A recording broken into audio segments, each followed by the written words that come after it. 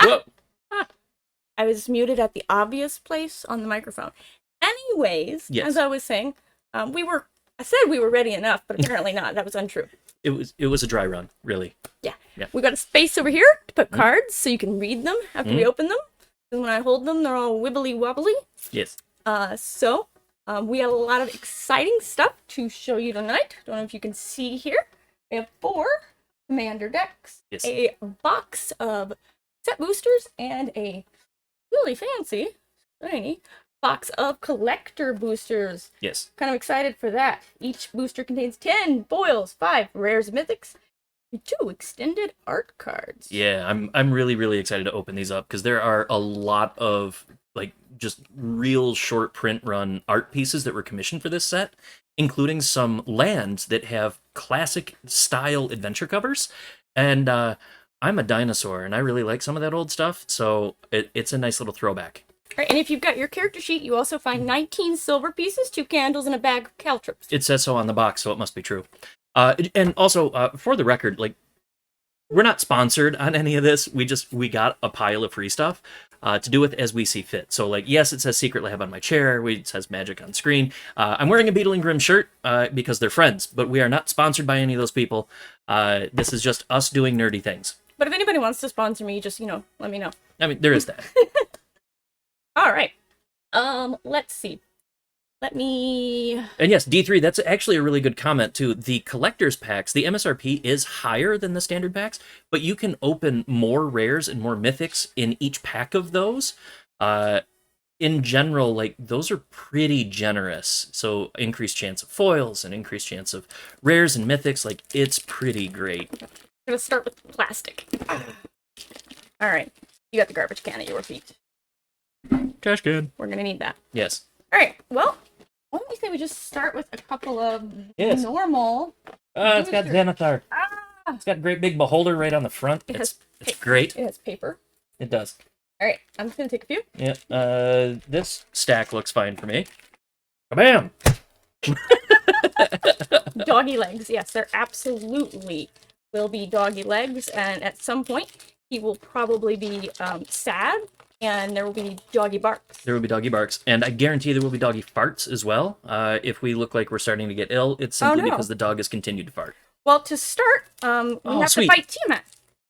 You got the stat card. I got the stat card. So, for starts, everybody, let's see if we can read that or if we've got glare. All right. Maybe I should... Zoom in a bit. Zoom in a bit. Let me do the zoom. All right. So yeah, as we play with camera settings, another interesting thing the Adventures in the Forgotten Realms set has done is they've taken some of these iconic Forgotten Realms and Dungeons and Dragons creatures and have given them stat cards. So on one side of the card, you have the stats for the creature, the basic stats of the creature for 5th edition play. That is. And then on the back side, there's like the full bleed art for that creature as well. So as we're playing there, we've got Tiamat and full art. Oh, that's super blurry. Set it down. It's down. I'm working on the focus and he starts moving it. Of course I did. I'm not here to make things easier. You know this. All right. We're there. Like, there you go. We've got art. A brand new art for Tiamat, which is actually pretty awesome. All right, and we've got... What's back on the stat block? It was too blurry when it was there. All right. Tiamat. There we go. All right. Wow, I still can't see that. You are... I don't know what you're doing there. Not me. I don't know. It's me. It's your setup. Yeah, see? It's me. Blame it on me. Can't turn the brightness down. Is that better? Is that worse? That's worse. That made it worse. Put it back. I don't know. We're professional. I've never tried to show cards. That's true. The text is small. Yeah. I got a nice normal mountain. Very important. Your path lies across the spine of the world, where every cave hides some new danger. Oh man, I think that's exceptionally true. I did a really good one last night. Baleful Beholder with some of that alternate art. Mm-hmm. I'll go ahead and put that one over there. That was a common. It's a common, but that's a really great piece of line art. All right, we got a treasure token Oh, thanks, D3. I love Treasure tokens. Treasure tokens. Treasure tokens are pretty great. I've been playing this on Arena because you can splash whatever you need if you can get some treasure tokens. Mm-hmm. You know, you got to splash green for Minsk. You're playing red-white. So you can get boot. We've got some great spells and stuff here. Bar the gate. We got a secret door. I don't know what kind of perception roll I had to make get that, though. It's not quite as good as Secret Tunnel. No. Veteran Dungeoneer's got some venture into the dungeon mechanics. Yes, the venture into the dungeon mechanic is really, really cool. It's, in my mind, it's kind of vaguely similar to, like, Plane Chase and some of that other stuff, where it's like this not in your deck resource, but it gives an extra layer of interesting complexity, not just rules for the sake of rules, but, like, experiential rules in the game. Every time you venture into the dungeon, you move one step further, and you go from, like, the entranceway all the way up to, like, whatever the big end effect is. Yeah, we got a rare here, a Yanti Malisone, who's also venturing into the dungeon. We got Snake people. Some cool cards that have the D20 mechanic. Loathsome Troll, which is going to let us get some treasure. Is that treasure? So yeah, but I know 3 colorless, 1 green, roll a d20. Activate only if Loathsome Troll is in your graveyard. If you roll a 1 to a 9, the creature goes to the top of your library. A 10 to a 19, return it to your hand. And if you crit, if you roll a natural 20, it is going to return to the battlefield tapped. So bring your good D20. Yeah, the D20 cards are pretty solid. We got another D20 card, and it is a foil. This is a Hoarding Ogre, which I have used very successfully in draft several times now. It's so good in Limited. To get those treasure tokens. Alright. We got a nice classic Burning Hands spell, and if that doesn't do the trick, you can get a Meteor Swarm. So, am I correct in saying that this was like 4 rares in one pack? No. Meteor Swarm, Burning Hands. Those aren't rares. Yeah, they are. Aren't they? No, they're gold. Gold. Oh, that is rare. Yeah, gold is rare. Gold is rare. I don't know. Yes, the Swarming Goblin. Can't see that far away. Let's see. We've got an uncommon. Targnar Demon Fang Knoll. And, of course, our favorite... Justice Armand. That's what I was going to say. Somebody did some really good art of Justice. We got Volo, the Guide to Monsters. That is another rare legendary creature. So yeah, the set packs are generous. Like, we have the collector's boosters. We'll get into those, but we want to start with these set ones. That was a really, really solid opening pack. Yeah, I'm going to draft all of those. All right, your turn. All right, so we're going to go into pack number 2. Pack number 2, we have a blank card. And I say it's blank because it is indeed blank. It's one of the art series cards. It's the Wandering Troubadour. We got an island. We got some alternate art for the Blue Dragon. That's actually really, really cool. Blue Dragons are pretty solid. Yeah. We've got the Horde Robber. Whenever it deals combat damage to a player, create a treasure token. It's a nasty little black tiefling rogue. Tiefling's new to Magic. We got a Hired Hexblade. Classic Mimic. You gotta have the Mimic.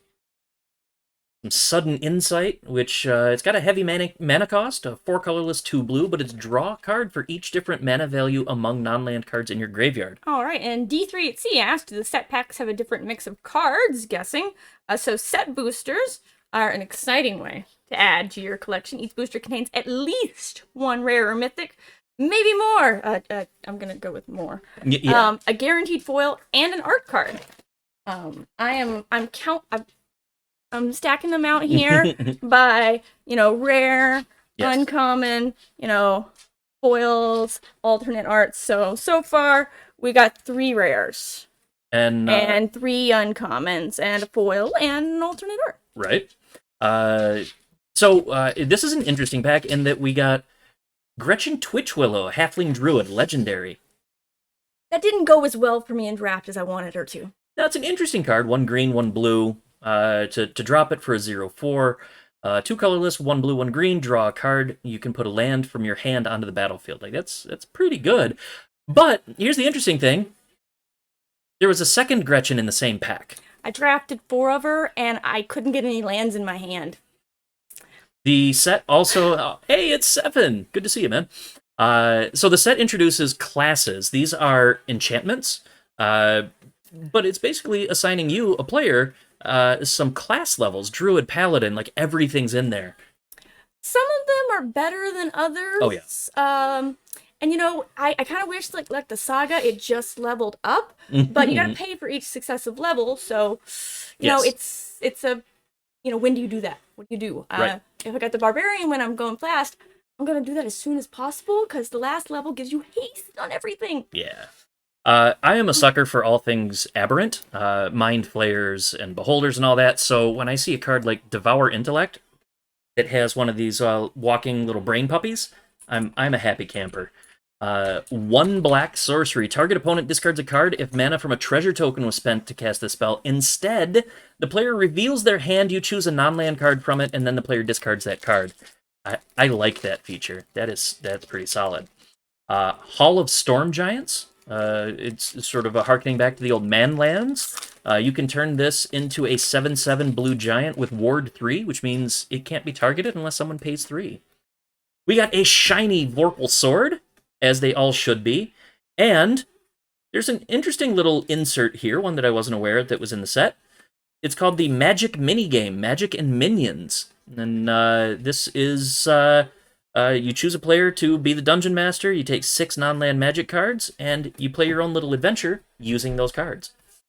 All right, I'm gonna start the first giveaway for the arena codes. Let's see if that popped up in the chat. There we go. Unique arena code. That'll get you some free packs so that you can get in on this opening packs too. I mean, yes. Virtually is the next best. Oh, I got another blank card. So what do I have Art here? series. Art series for Contact Other Planes by Alex Bronwyn. I love this art. Oh, it's so good. All right, so yep. That is exclamation raffle to enter in there, and there's not very many of you right now, so you got a good chance. And I'll be doing, I don't know, I've got at least a dozen of these, so we'll see. Ooh, I got a land, but this time it is foil. Got a swampus. Swamp. I am super. Look, I got an alternate art owlbear. Ah, nice. Ah. Where's Laura? And I need her to be excited about everything. Owlbear. Owlbear. I've got some cards that I have grown very familiar with already. We've got a Gloom Stalker. Get you some great stuff if you've been venturing into the dungeon and completed one. Got you a Delver's Torch, which lets you venture into the dungeon over and over again. You can't do a dungeon without a torch. Like, let's just be honest. Got a Ranger's Hawk, which, you know, a flyer for 1 drop, and you can tap it to tap something else to venture into the dungeon. Now we got another D20 mechanic with the Chaos Channeler, Human Shaman. He's got a little wild magic. Well, Emerald, I haven't seen a 10-foot pole yet, but the night is young, and we have a lot of packs to go. Yeah, we do have a Great Axe, which I think is objectively awful. Great Axe. Equipped creature gets +4/+0, and equip cost of 5, but it only costs 1 to play, so... We got a good old Iron Golem. Classic. Magic Missile cannot be countered. Ooh. It just hits. It just hits. Magic Missile is a red spell. Neverwinter Dryad. We got a foil Mordenkainen's Polymorph, which I think is pretty good. This one lets you, until your end of turn, target creature becomes a dragon with base power and toughness, 4/4, and gains flying. Keeps any other cool abilities that you have. 1 colorless, 1 blue. Turning your friends and foes, if you want to play that way, into dragons, like I'm sold. And it's foil, I'm good. I got a legendary token creature, Vecna, the zombie god. Vecna, nice. And my rare, or was not actually rare, it is a mythic for this one, is an alternate art. Oh. Grandmaster of Flowers, the legendary Planeswalker Bahamut. So I do believe this is like one of the top 3 cards in the set right now, for value and for its general effect. It's a beast. I haven't looked at them yet. But as long as the Grandmaster Flowers has 7 or more loyalty counters, starts with 3. He is a 7/7 dragon god creature with flying and indestructible. Is +1, first one anyways. is target creature without first strike, double strike, or vigilance can't attack or block until your next turn. His second +1 ability is search your library and or graveyard for a card named Monk of the Opened Hand, reveal it, and put it into your hand. You search your library this way, shuffle. There are no negatives. It's Bahamut. There's never a negative. And that is 2 colorless, 2 white. It's a beautiful card with the full art and the lack of the frame. Like that's solid. Yeah, you got to leave that one there for a little bit longer. Oh yeah, we'll let this one marinate for a little bit. Just go ahead and Bahamut. You can go ahead and hang out there. Oh, no, get over there. It'll focus. There we go. All right, all right. I'll do another set booster. Oh, you're sorry. Set boosters. Open. It's fighting me. That's what they do. All right. So moving in. Teos, if you are in the audience, you will cackle. Yes! Because we got a Flump. Flumps are adorable. They're pretty fantastic. Flipping around to the backside. Our lawful good jellyfish floating friend. We got a mountain. The extended art for the white dragon. Oh, beautiful. I love that one. So now we're at the white and the blue. Yeah. And we got Bahamut, so we're yeah. They are pretty strong and sealed, that's true. You hear something on Watch, which is, in my opinion, this is like the MVP of the set currently. At least for sealed limited play.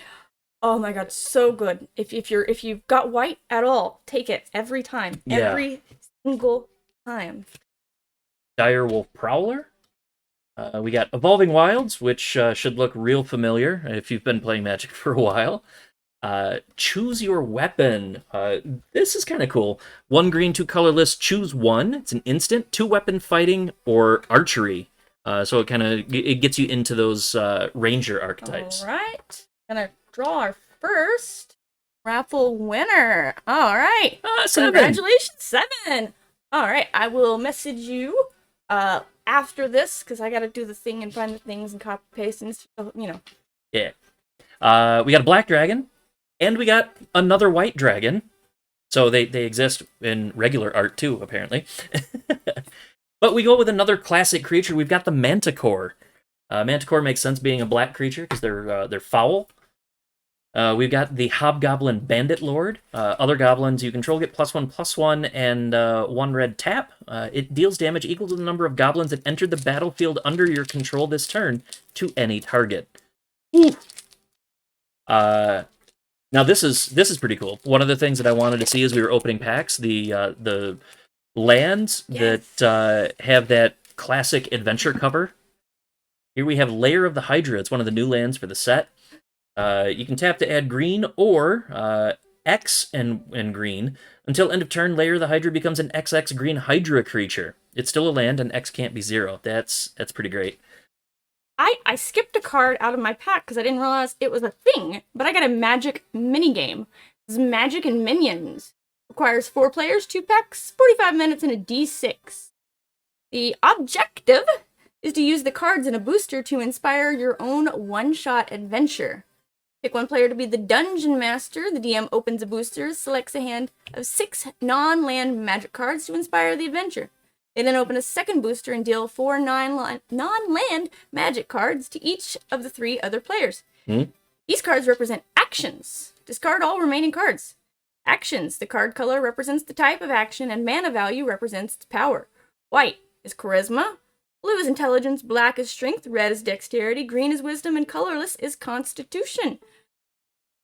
First, each player describes their character based on the most powerful action or actions they have, including a name and backstory.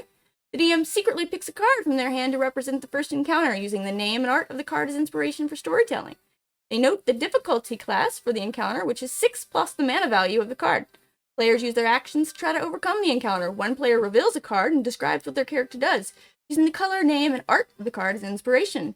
Then they roll a 6-sided die and add the result to the mana value of their chosen action. If the total is greater than or equal to the DC, the players overcome the encounter and the DM describes their success. If the total is lower than the DC, the DM describes the failure, and other players may use additional actions, adding their mana value and dice roll to the total until they overcome the encounter.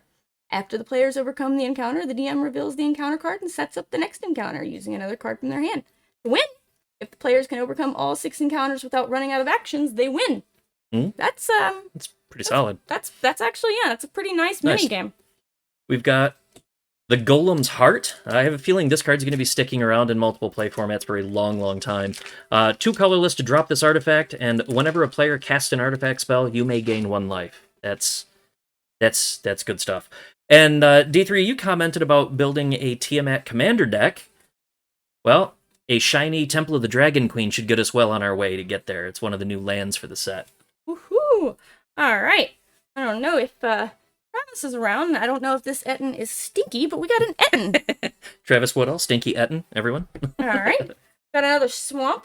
The cards obviously want us to play black. And we got the alternate art Knoll Hunter with that old school style. All right. Got some nice things here. Precipitous Drop, which I didn't think was too bad until it got played against me, and then I hated it. I don't know how it actually ranks among the rest of them. Zombie Ogre, pretty beefy guy. I think his mana cost is a little high, but if something dies on your turn, then you get to venture into the dungeon. Feign Death. I think you know what that does. Feign Death. So we got another class here, the Druid class. This does stuff when you get land. it does things. It does druid things. Stuff. It does druid things. We got a Wild Shape, which lets you choose. Be a 1/3 turtle with hexproof, a 1/5 spider with reach, or a 3/3 elephant with trample. Target creature has that base power and toughness that you control. We have a Blink Dog, which I think this is it's Blink Dogs. Everyone's got to love a Blink Dog. Nice little fey doggy to get you through your day. Dueling Rapier. I like that it comes in and you automatically attach it. We got a non-foil Morton Cannon's Polymorph. An Adult Gold Dragon, which I drafted, and whoever passed this to me at pick 8, thank you. God bless you. Flying Lifelink and Haste on a 4/3 that costs 5. That's solid.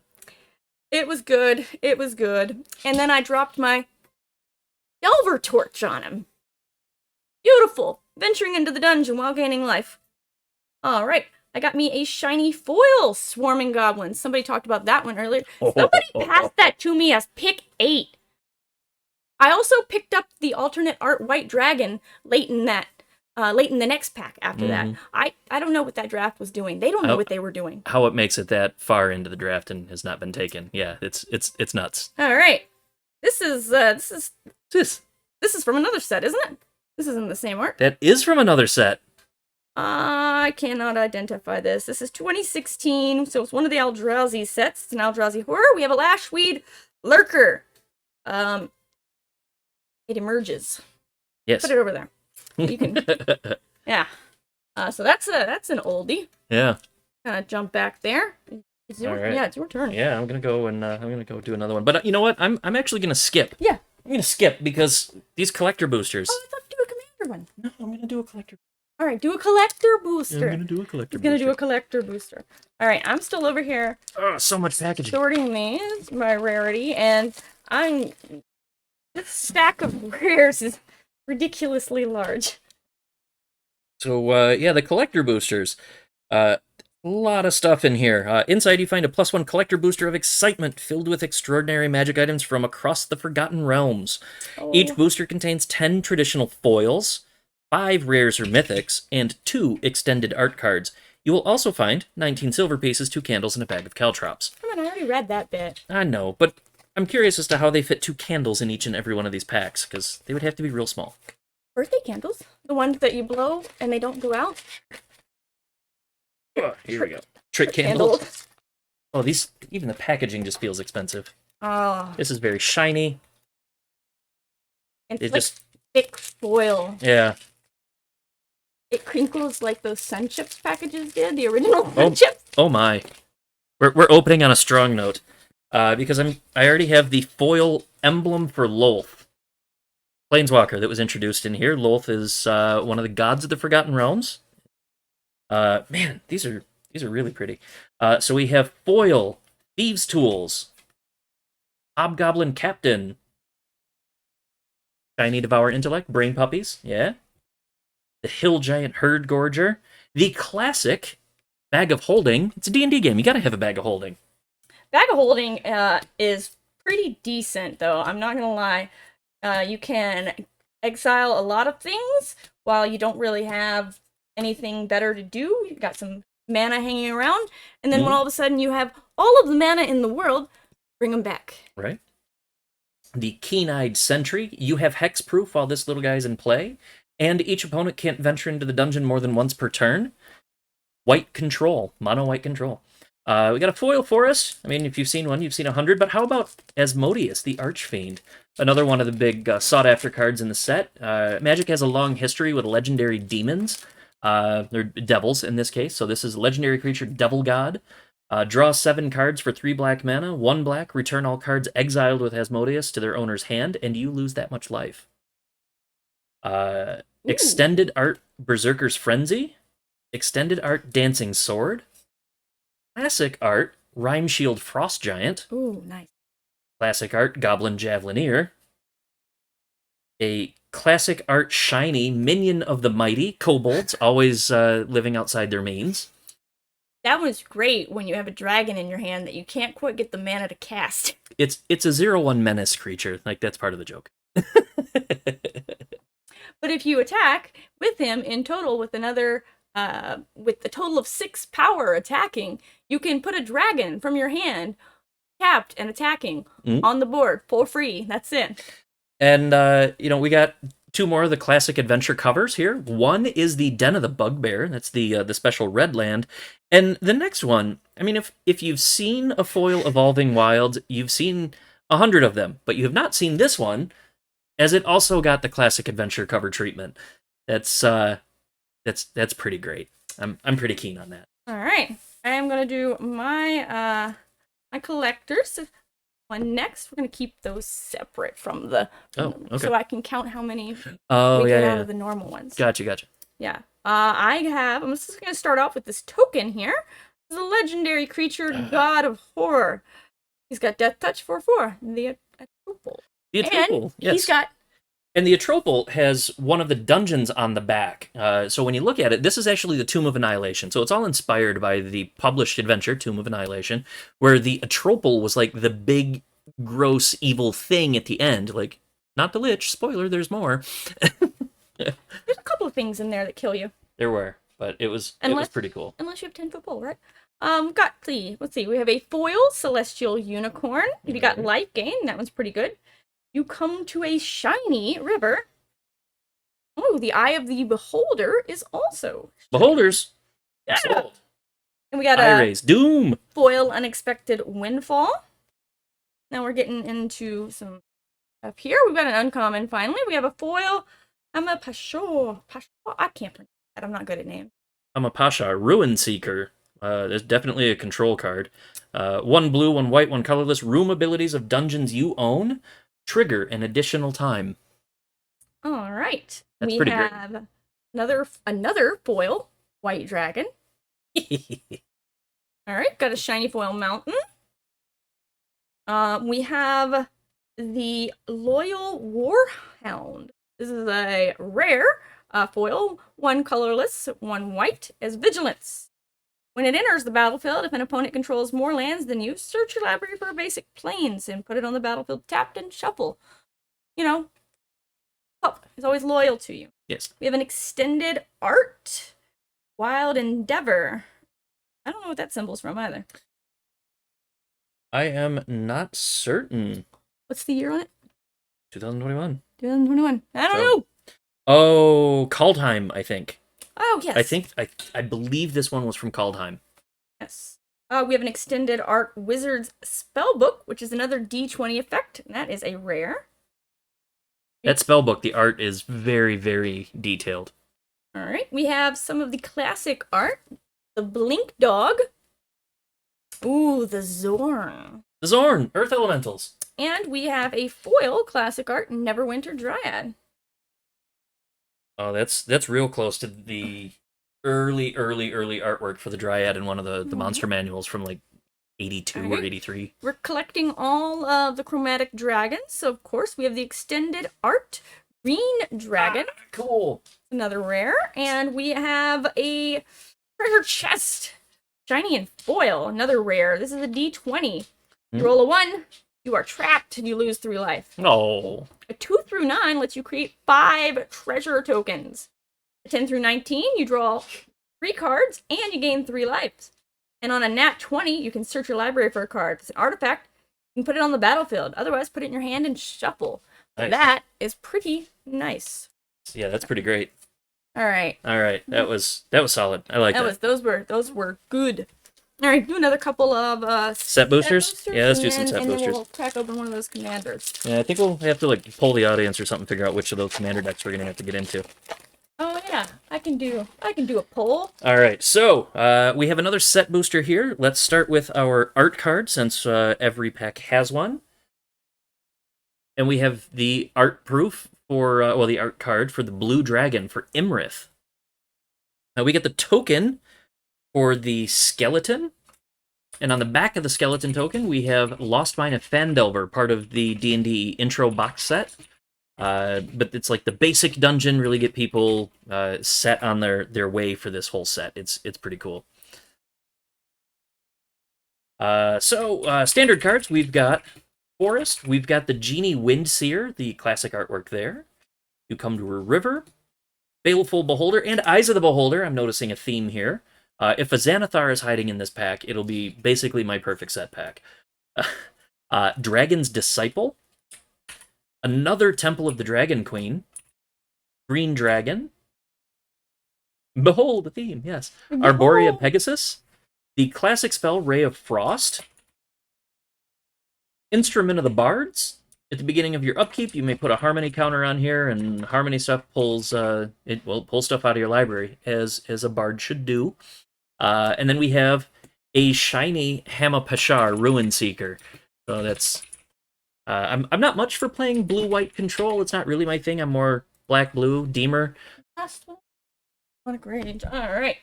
I opened this one next. All right.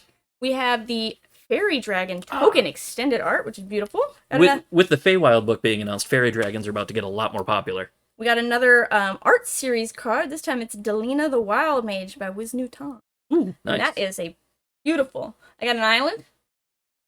You know, lots of islands. Ooh, we have a classic art Brunor Battlehammer. Oh, cool. Okay, bad boy. It's a little weird though. Like, you know, it's Brunor Battlehammer. Like, hammer is in his name. He's holding an axe. We got a Planar Ally, another nice white card that lets you venture into the dungeon. Some Fate's Reversal, more venturing into the dungeon. Clattering Skeletons, we're still venturing into the dungeon. Ooh, we have another class coming up. We got the Wizard class. Oh, nice. Do you want to read that one out? Yeah, so the Wizard, 1 blue gives you 1 level of Wizard, right? And you have no maximum hand size. You level it up at sorcery speed by playing 1 blue, 2 colorless. When it becomes level 2, you draw 2 cards. And then to hit level 3, it's 4 colorless, 1 blue, and whenever you draw a card, put a +1/+1 counter on target creature you control. I have a feeling like that's going to be readily abused here in short order. Yeah. All right. So for the commander decks to open, I have started the little poll there. So we have the Dungeons of Death, which is black, blue, white. Starts with, let's see, our commander here is Sephris of the Hidden Ways. We got the Planar Portal, which is black and red. The commander here is Prosper, the Tomebound. Next up, we have Galea, Kindler of Hope, which we're going to run green, white, and blue. That is the Aura of Courage. Mm-hmm. And then last but not least, we have Draconic Rage. We're saving dragons for last because, you know, they're dragons. They're great. They got to have their own time to shine. This is Vrondrus, Rage of Ancients, red-green, and he's just a 5/4 angry dude. Yeah, well, those are all pretty cool. So we'll get one of those in a minute. We got some more cards here. We got another Gretchen Titwillow.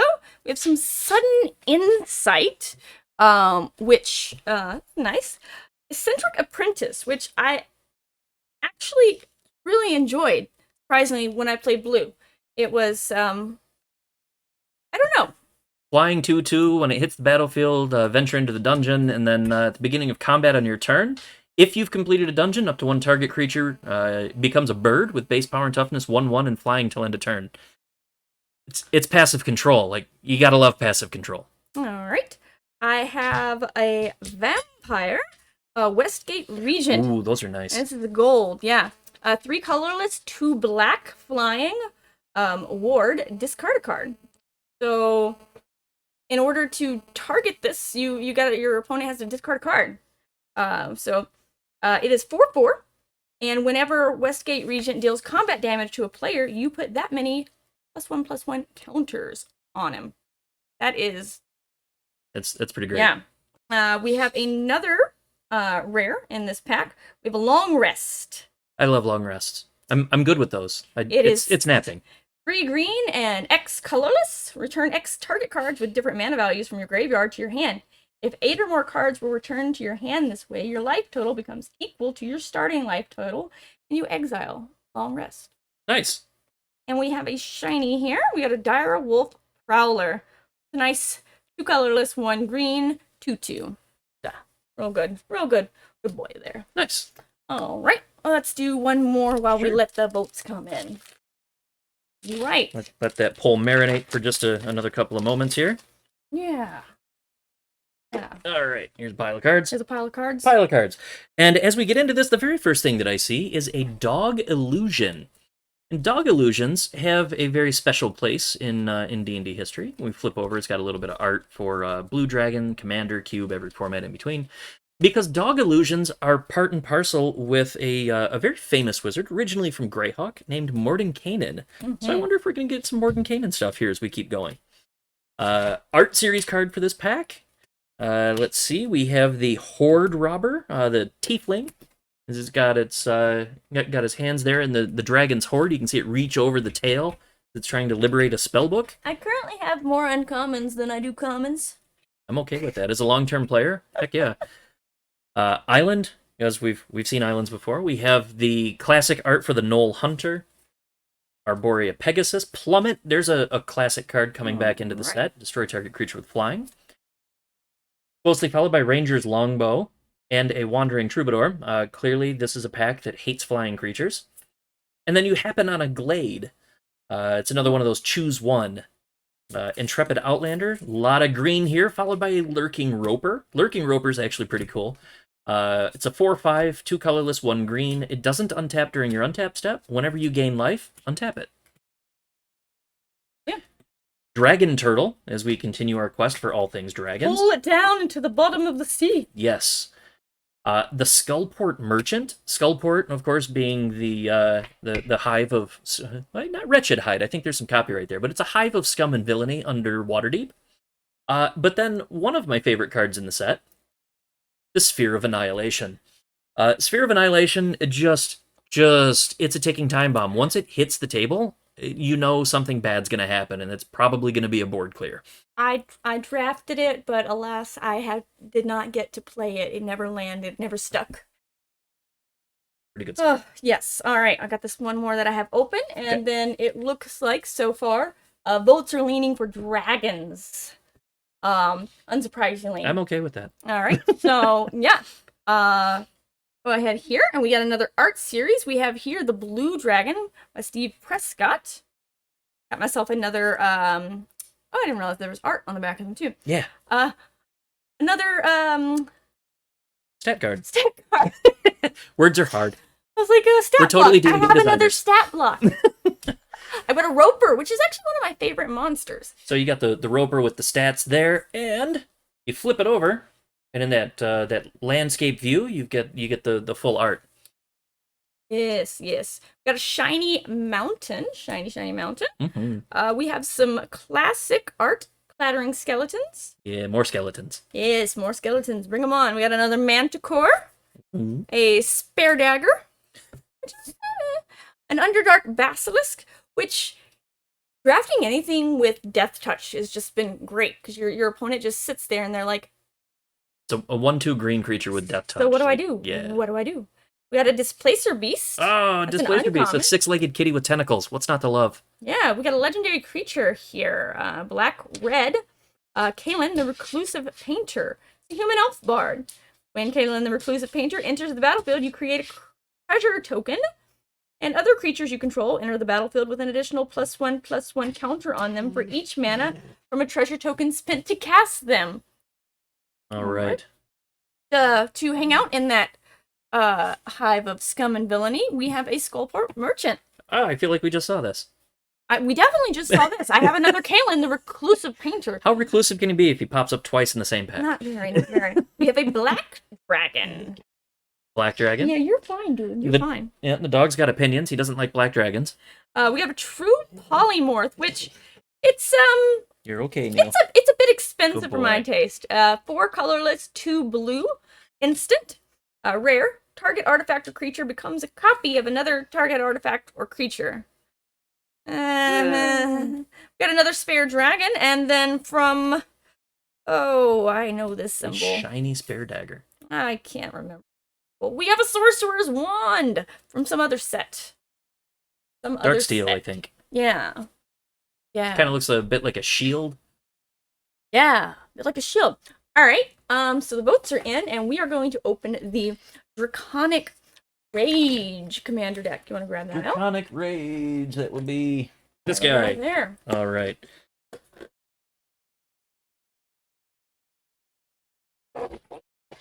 He really wants over to his window. He does, but he can't get over there because then he'll just bark. So when we open up the commander packs, one of the first things we see, there it is. It comes with a couple of tokens that you can punch out right away. Honestly, I don't play a bunch of commanders, so if these existed in previous ones, that would be great. Holy packaging. Alright, well, we don't need this part of the box, so I'm just going to go ahead and peel that out.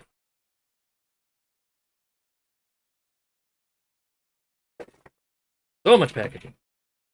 That is me clickety clicking that you hear Yes. on my keyboard. Holy crap, stuff's falling all over the place. Ah! So when we look at it, not only was it on the top, but it was also on each of the sides. And when you look at the back here, we've got a little component area that can fold out. It comes in a pretty interesting decorative deck box. Let me turn my chair so I can. I can't. I can't. I'm stuck. I'm stuck. Neil, I can't. My chair's stuck. So the commander decks actually give you some extra toys, right? Like if you're unfamiliar with how to play commander, you get your little rules insert. Commander is of course a wildly popular format that a lot of gamers are very, very fond of. Something that I like, it's going to give you your spin down. It's not the spin down D20 like we get in the the big release packs and stuff, but it is going to have your life total as a spin down dial inset into the card there, and a great big deck of cards. All right, got Captain Grumpy settled on the couch. Yeah. He's not spoiled. No, not at all. He definitely doesn't have 2 custom dog beds. He has an orthopedic dog bed, okay? Well, I mean, he is the old man of the house. Oh, okay. So we have a massive pile of cards here. Oh my lord. Oh, there's some good stuff. All right, so we're going to start with Brondrus, Rage of Ancients, and we're going to immediately follow that up with a dragon, Clouth, Unrivaled Ancient. Barbarian class, because I mean, what's a barbarian without taking barbarian class levels? Yeah. Earth Cult Elemental, Opponent Pouch, like these are all very, very like D&D style stuff. Sword of Hours, Underdark Rift. Underdark being the it's the area under the surface of the Forgotten Realms. Anger, it's direct, it's to the point. Dragonlord Servant, Ryle, Beast Within, Colossal Majesty. Right, hello.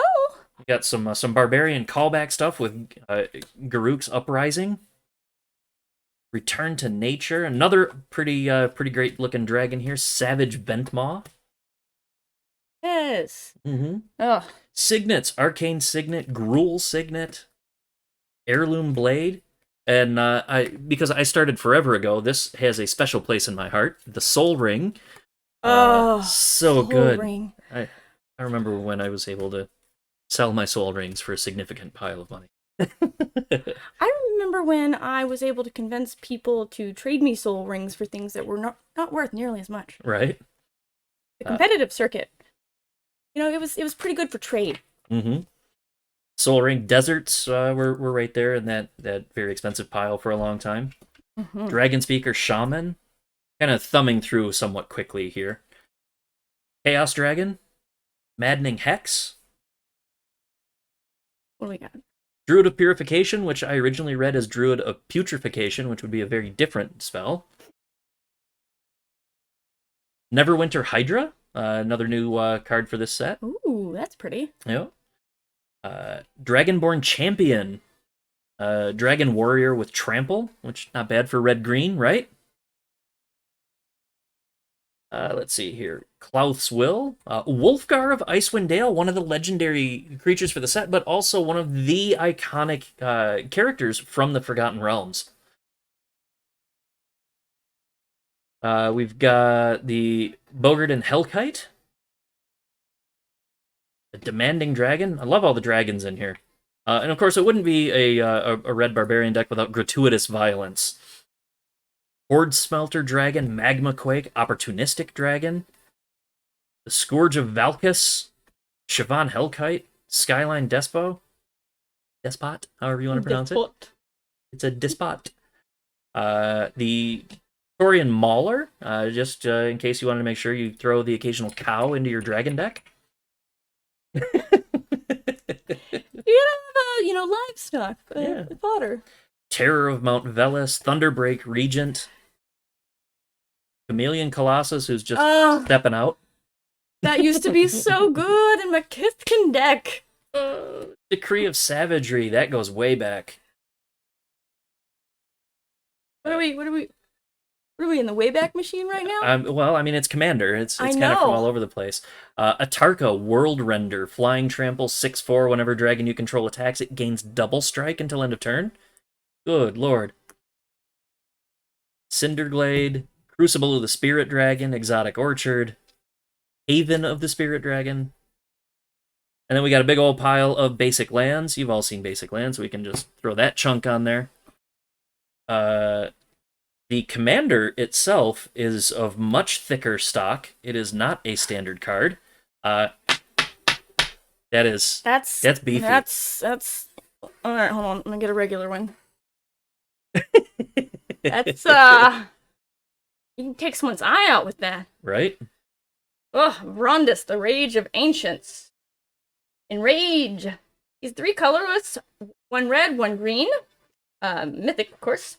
Legendary Dragon, Barbarian, and Rage. Whenever Rondus, Rage of Ancients, dealt damage, you may create a 5/4 red and green dragon spirit creature token with when this creature deals damage, sacrifice it. Whenever you roll 1 or more dice, you may have Rondus deal 1 damage to itself. Yeah. So that he can make, a dragon token. Yep. God, that's a thick card. Whew. We get some basic tokens. You got your dragons, you got your beasts. And then you get the Monarch. At the beginning of your end step, draw a card. Whenever a creature deals combat damage to you, its controller becomes the Monarch. Right. Dragon Spirit on the flip side, and a rules reminder for what you can do on your turn. All in all, there's a lot of stuff in here. Even if you're just trying to flesh out your own collection and you don't have an interest in playing Commander. It's printed on the front of it too. It's these Commander decks are a pretty solid deal, and it really comes down to your play style. I see there was a question there in the chat about which one's best. If you like big beefy creatures, this red-green deck is gonna be a solid choice. It's a good way to go. This is the first one here, so we've got 3 more left to go. So if you want to form that opinion for yourself, just stick around, I guess. But Rondus so far definitely suits my style. I am a red and or white and or green and or black. I don't generally do blue. I ran a nice Jund deck for several sets. Zendikar had me doing some nasty red-white stuff. Blue-black. A little bit of Naya. No, blue-black was Zendikar Sealed. Zendikar Sealed and the original Zendikar set, this was way back when, I did some nasty things to some people in some sealed tournaments with... What? Well, blue-black is it's foul any way you look at it. I really got into the swing of it back with Odyssey Block. where like I had access to things like mutilate. God, I miss mutilate. Yeah, but no. Some nasty things to people with a hedron crab. Yeah, the hedron crab is pretty gross.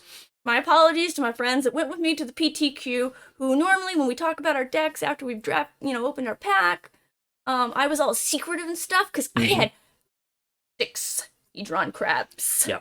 And in sealed, that's gross because you can play with as many copies as you pull. I got paired against some of my friends and they weren't very happy. It was fun though. I did very well that time. Oh, we got another art here. We got another art. We have the Hive of the Eye Tyrant by. Eye Tyrant, just another fancy name for beholders.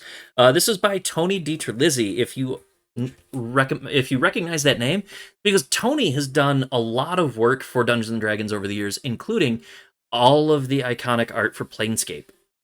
Yes. All of the Planescape art. Tony is Planescape. Yeah. Alrighty here. I'm gonna show you here. We have classic art Iron Golem. We've got some comments here. We have an Eltergard Ranger. Nice creature with reach. Eltergard, of course, being one of the big cities in the Forgotten Realms. Spoils of the Hunt. We got a Hoarding Ogre. I like it. You see a pair of goblins. We got some more goblins. Battlecry Goblin. This goblin gets a Morning Star.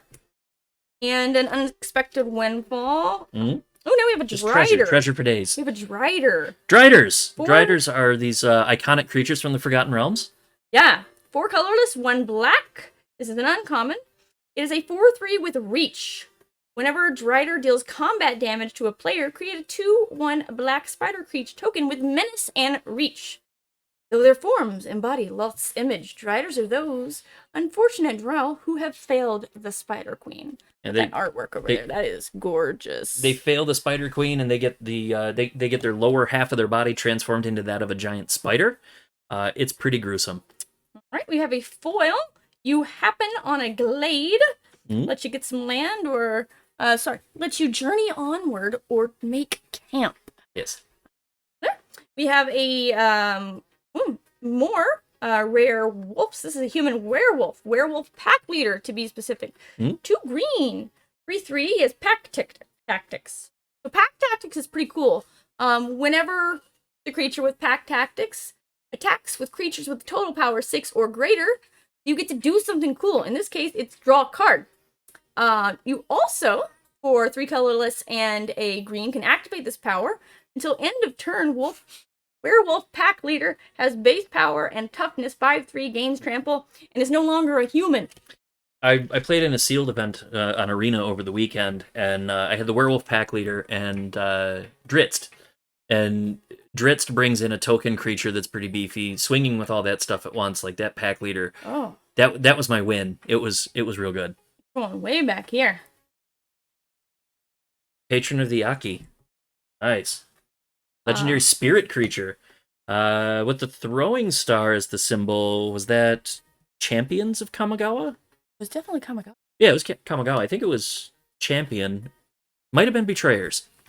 Memory's a little fuzzy. That was X number of years ago. Yeah. All right. I am going to start another giveaway. It's very generous. Yeah. So giveaway there is for an arena code, and that'll get you free packs. Exclamation point raffle to enter. Thank you to everyone for following.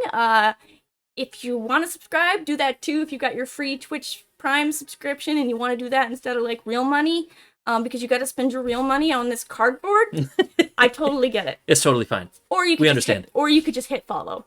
Up to you. No pressure. Right. All right. So let's get into this next set pack here. We've got a treasure token. And on the back, Secret Lair drop series. Secret Lair is it's interesting stuff. Wizards does these limited runs, all themed on a specific artist. I don't normally buy those, but there's a new one that was announced that is harkening back to the D&D cartoon, and that amuses me greatly, so I paid for one of those. Yeah. So the art series card in here is Long Rest by Chris Seaman. And there's the full art there. We've got planes and a goblin javelineer. Ooh, nice. Earth Cult Elemental, Brazen Dwarf, aren't they all? Yes. Swarming Goblins, and a Hulking Bugbear. We're really playing into the archetypes here.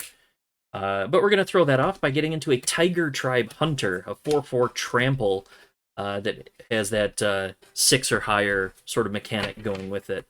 It's pretty nasty. Hunter's Mark, one of the iconic abilities from the D&D game.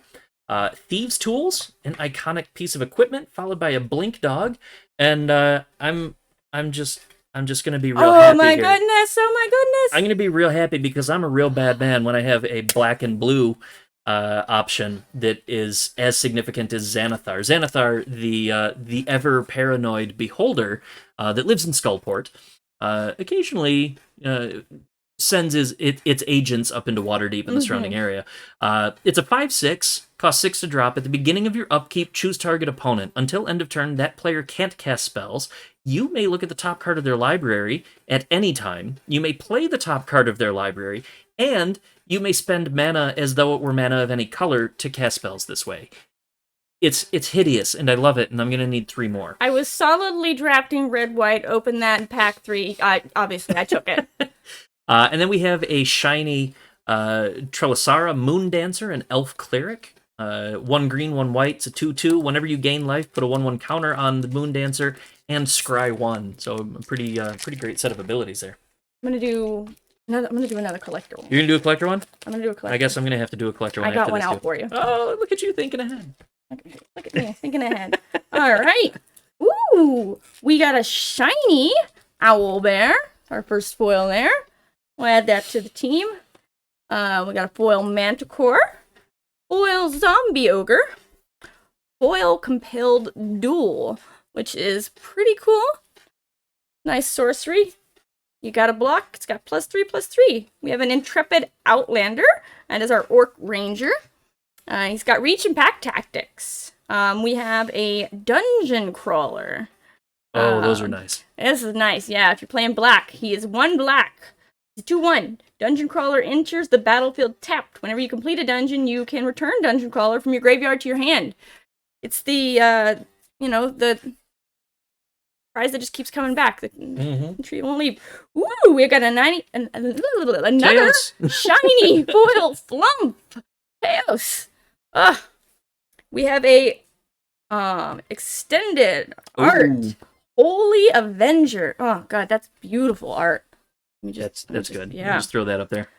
We also have an extended art instrument of the bards. The legendary artifact. It is a rare. I like this one. At the beginning of your upkeep, you can put a harmony counter on Instrument of the Bards. For 3 colorless and a green, you can tap it and search your library for a creature card with mana value equal to the number of harmony counters that you've got. Reveal it, put it in your hand, and if it's legendary, create a treasure token too, just to add insult to injury. And then shuffle. Pretty good. We've got some classic art cards here. We've got another hulking bugbear. We have Turtle of Baldur's Gate. Cridle. If you've been watching some of the D&D streams, Cridle is one of the core characters in. God, I can't remember what stream he's on. My brain has just died. Yeah. Anyway, this isn't the game that but yeah, it's one of the main characters in one of the streams. You can also pick up Cridle in Idle Champions. That one I knew. Yeah, that one we know. Yeah. But yeah, that Cridle's another really good black and blue card. All right, we didn't get terribly many people in the raffle that time, so that is good chances for everyone who's in. So congratulations, D. Emerald. Excellent work, Marcelo. All right, we can continue here with the old school art. We have Oswald Fiddlebender, legendary creature, gnome artificer. Mm-hmm. He's pretty cool. And we also have a foil classic art, Underdark Basilisk. I like the wide variety of classic art cards that we've seen so far. There's quite a few. Yeah, we got another. We already got a foil Wizard Spellbook extended art, didn't we?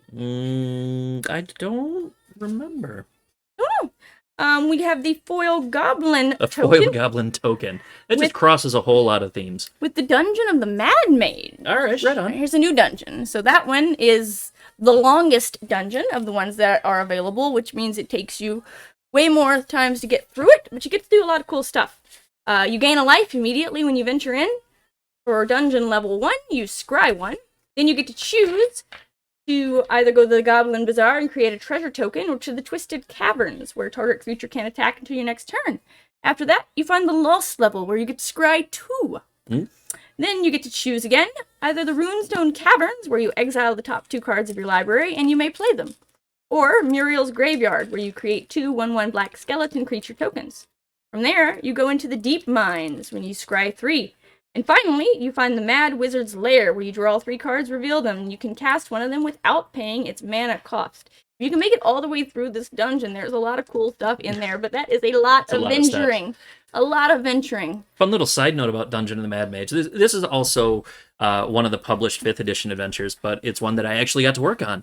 You did a level on that one. I did multiple levels in that one. And it was one of my long-term goals. Like, even when I was younger, sitting in a friend's basement, like, I'd really like to work on D&D one day. Like, I want to do Undermountain, and that's Dungeon of the Mad Mage. Yes. All right, so we have another collector's booster. We have the Atropal. We've already seen the Atropal, Tomb of Annihilation. On the flip side there, Minimus Containment, White Enchantment, Secret Door, and a Vampire Spawn. Brazen Dwarf, Ingenious Smith. It is a wall of text, but that is a card that is going to see some flagrant abuse with the Iconic Rust Monster. 2/1 first strike, sacrifice an artifact, it gets +2/+0 till end of turn. Now, some people are going to say it's not quite an ATOG, and they would be right, but that's also because ATOG, it will make people, like, rage quit the game. We've got a foil island. We have a Forsworn Paladin, which is basically like an Oathbreaker. It's 1/1 menace, pay a life with some mana, create a treasure token, and then it can also like puff itself up. Bag of Devouring. We've already seen the Bag of Holding. So the Bag of Devouring is the opposite side of the spectrum there. If you look at the art, it's just a bag covered in teeth, and the teeth are all on the inside. Good luck grabbing what you need. So I know I said earlier, like, I'm a sucker for all things beholders, but really, mind flayers are kind of my thing. So we have the Illithid Scholar here. We have a mind flayer over the stairs wearing a fedora. Yeah, so it's good. Yeah, it's my good. buddy. But the Mind Flayer head is one of those WizKids trophies. It's huge. We've got the classic art for the Neverwinter Dryad, another classic art for Brunor Battlehammer. We have a foil classic art for the Clattering Skeletons, and why have just one Mind Flayer when you can have 2 in the same pack? And then we have Imrith, the iconic blue dragon. That was from Storm King's Thunder published adventure. That is really, really good. Right. Oh, let's see. Do another couple of the set boosters. Let me trigger the poll again to see what commander deck we want to open next. So we still have the Dungeons of Death. We gotta do a lot of exclamation points here. Get real excited. Exclamation vote and exclamation death. The Planar Portal. So all those exclamations. Portal and the Aura of Courage. So those are the 3 we have remaining here. We'll get to one of those in a moment. Yes. Yeah, Illithid Supremacy. Darn right. Tentacles for days. I mean, yeah, with eyeballs on them. Well, yeah. I mean, those are eye stalks. It's not quite the same thing. I'm glad you're a designer. They wave about. I know they're They not technically tentacles; they're eye stalks. But raffle, you got the wrong exclamation point going on right now. Petrelli, it's not the raffle. No, Oh, you gotta vote. it's the vote. We're voting right now. We'll raffle again in a minute. Yeah, there you go. All right. I got a pretty cool. I got a skeleton token here, but more importantly, I have found the last dungeon, which, oddly enough, was actually the... We got that one. Oh, did we? Yeah. I thought We've got a Lost Mine. Lost Mine of Fendover. We have all of them now, then. Yeah. There's 3 dungeons available in the set. I stopped listening to him at some point. Yeah, anyways, at some point, months ago. Which is actually the first dungeon from 5th edition. That checks out. There we go. That's where I was going with that, okay? Mm-hmm. All right. We got another of the art series. This time we have the Feywild Trickster again. All right, we did that one earlier. Yeah. Got a Plains. Got some of the old school art. Telasara, again, the moon dancer. Oh, nice. A priest of ancient lore. Whoops. Which is it's been pretty good in limited. So draft. It's 2 colorless, 1 white. Dwarf cleric. He's a 2/1. When the priest of ancient lore enters the battlefield, you gain a life and you draw a card. You know, some classic white shit. You know, white cards. Gain life. Ah! It's white doing white things. I'm just gonna go over here. Yes. You know, the gain life thing, like the celestial unicorn. Oh, speaking like of gain this life. potion of healing. Potion of healing. Oh, you know, like the cleric class. We got the cleric class. You got the cleric class, Nice. yeah. If you would gain life, you gain that much life +1 instead. Level 2, whenever you gain life, you put a +1/+1 counter on target creature you control. And then level 3, when this class becomes level 3, you return target creature card from your graveyard to the battlefield and gain life equal to its toughness. Yes. It costs 1 white. 1 white. Uno. And it's got some beautiful art. Alright. Finish up the white shit. We got another Oswald Fiddlebender. Oh, with the regular art. With the regular art, yeah. Our gnome artificer again. We need more gnomes. Is Yeah, really what it comes down did to. you read this one last time? No, a we lot did of text. actually read it down. So the gnome artificer, its ability, magical tinkering. 1 white and tap. Sacrifice an artifact. Search your library for an artifact card with mana value equal to 1 plus the sacrificed artifact's mana value. Put it onto the battlefield and then shuffle. Activate only as a sorcery. A lot of words there, but it's It's also interesting that it just says shuffle. It doesn't say shuffle your library, shuffle your hand. It just shuffle. Like, do you dance? yeah, do the shuffle. Just do the shuffle. I mean, that's what the card says.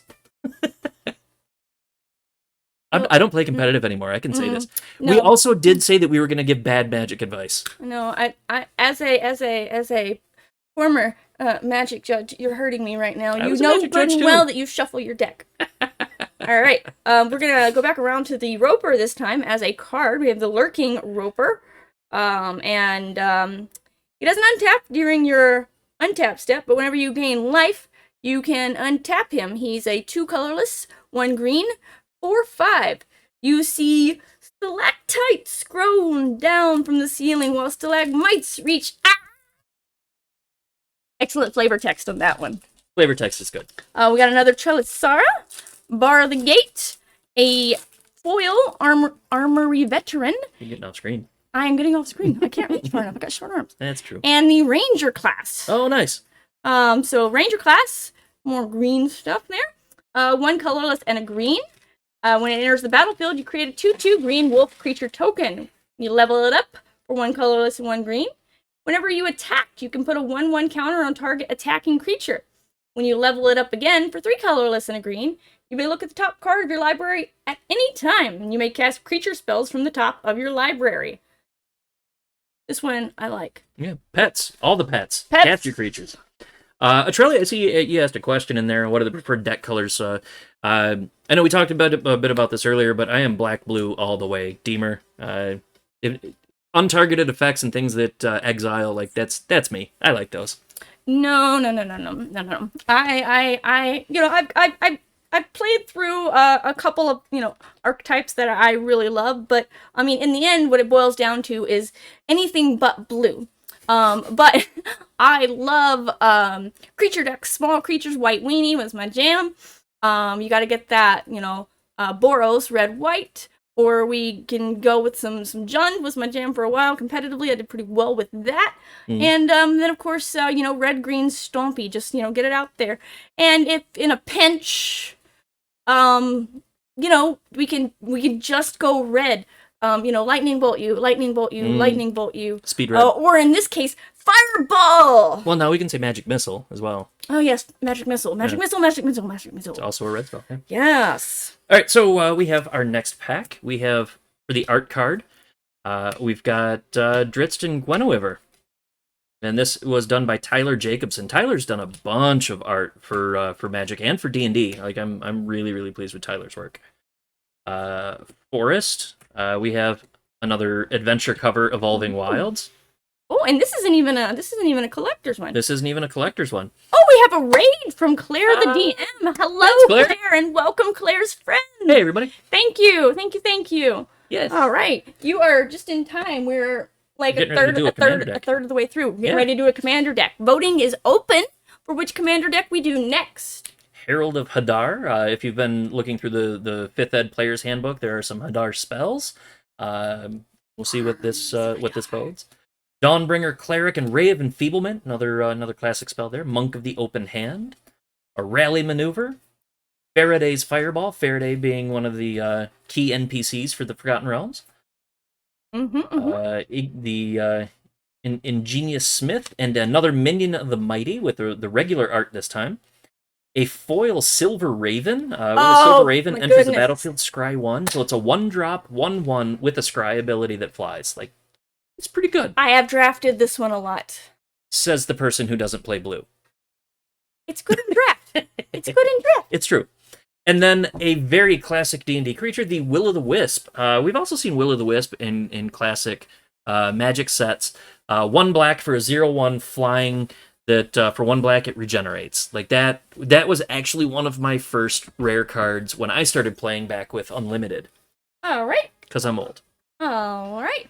Let's see. We got some votes in here for our next commander deck. It looks like we are doing Planar Portal. Fuck. All right, so Planar Portal is our red-black, which is also one that I'll play. All right, so I'm gonna get this bad boy open. A lot of packaging. Good luck. Wear a helmet. Bring a knife. It's the knife part that I should have. The knife part. All right, so much like.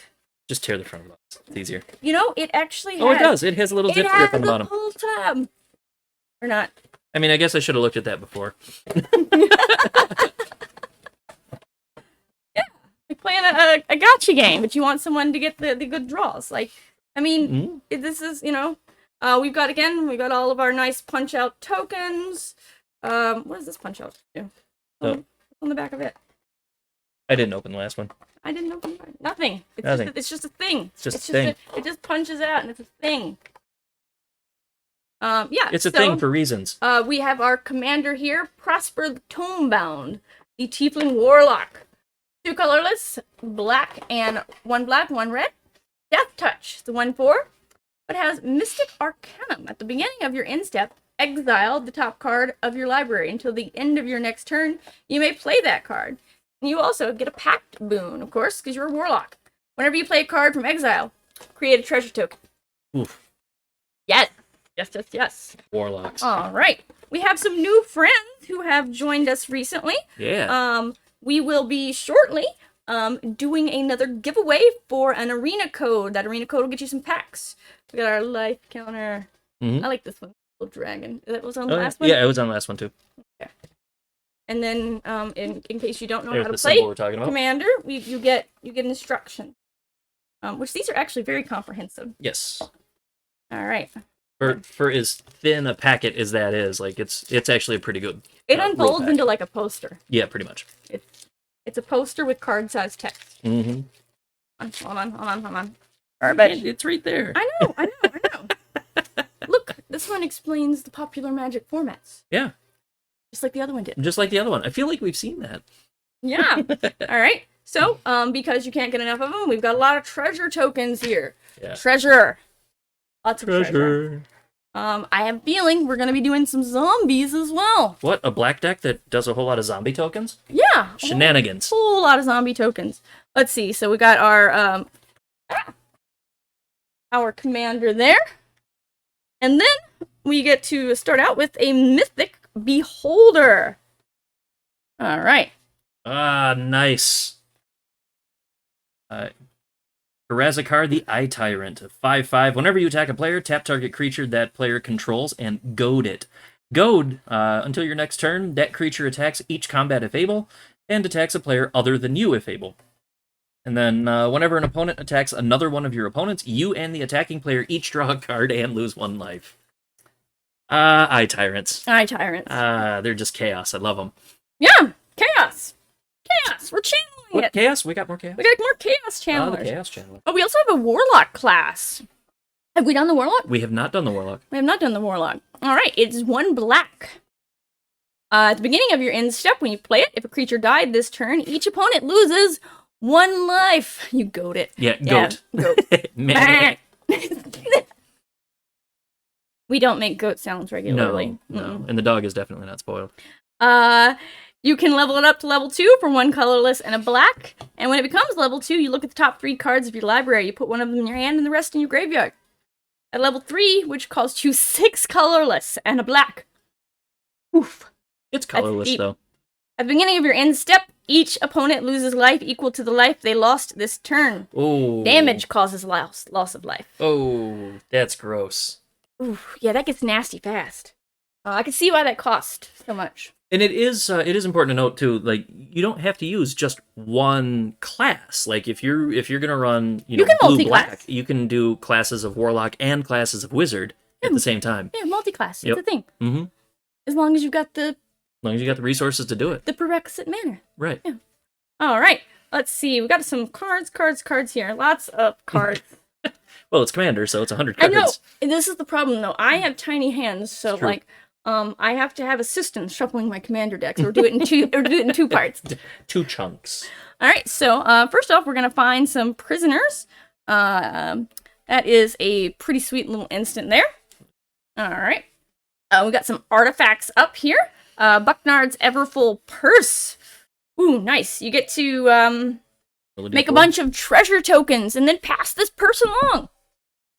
I guess that explains why we got so many treasure token cards. Yeah. We have an Ebony Fly artifact. 2 colorless, enters the battlefield tapped.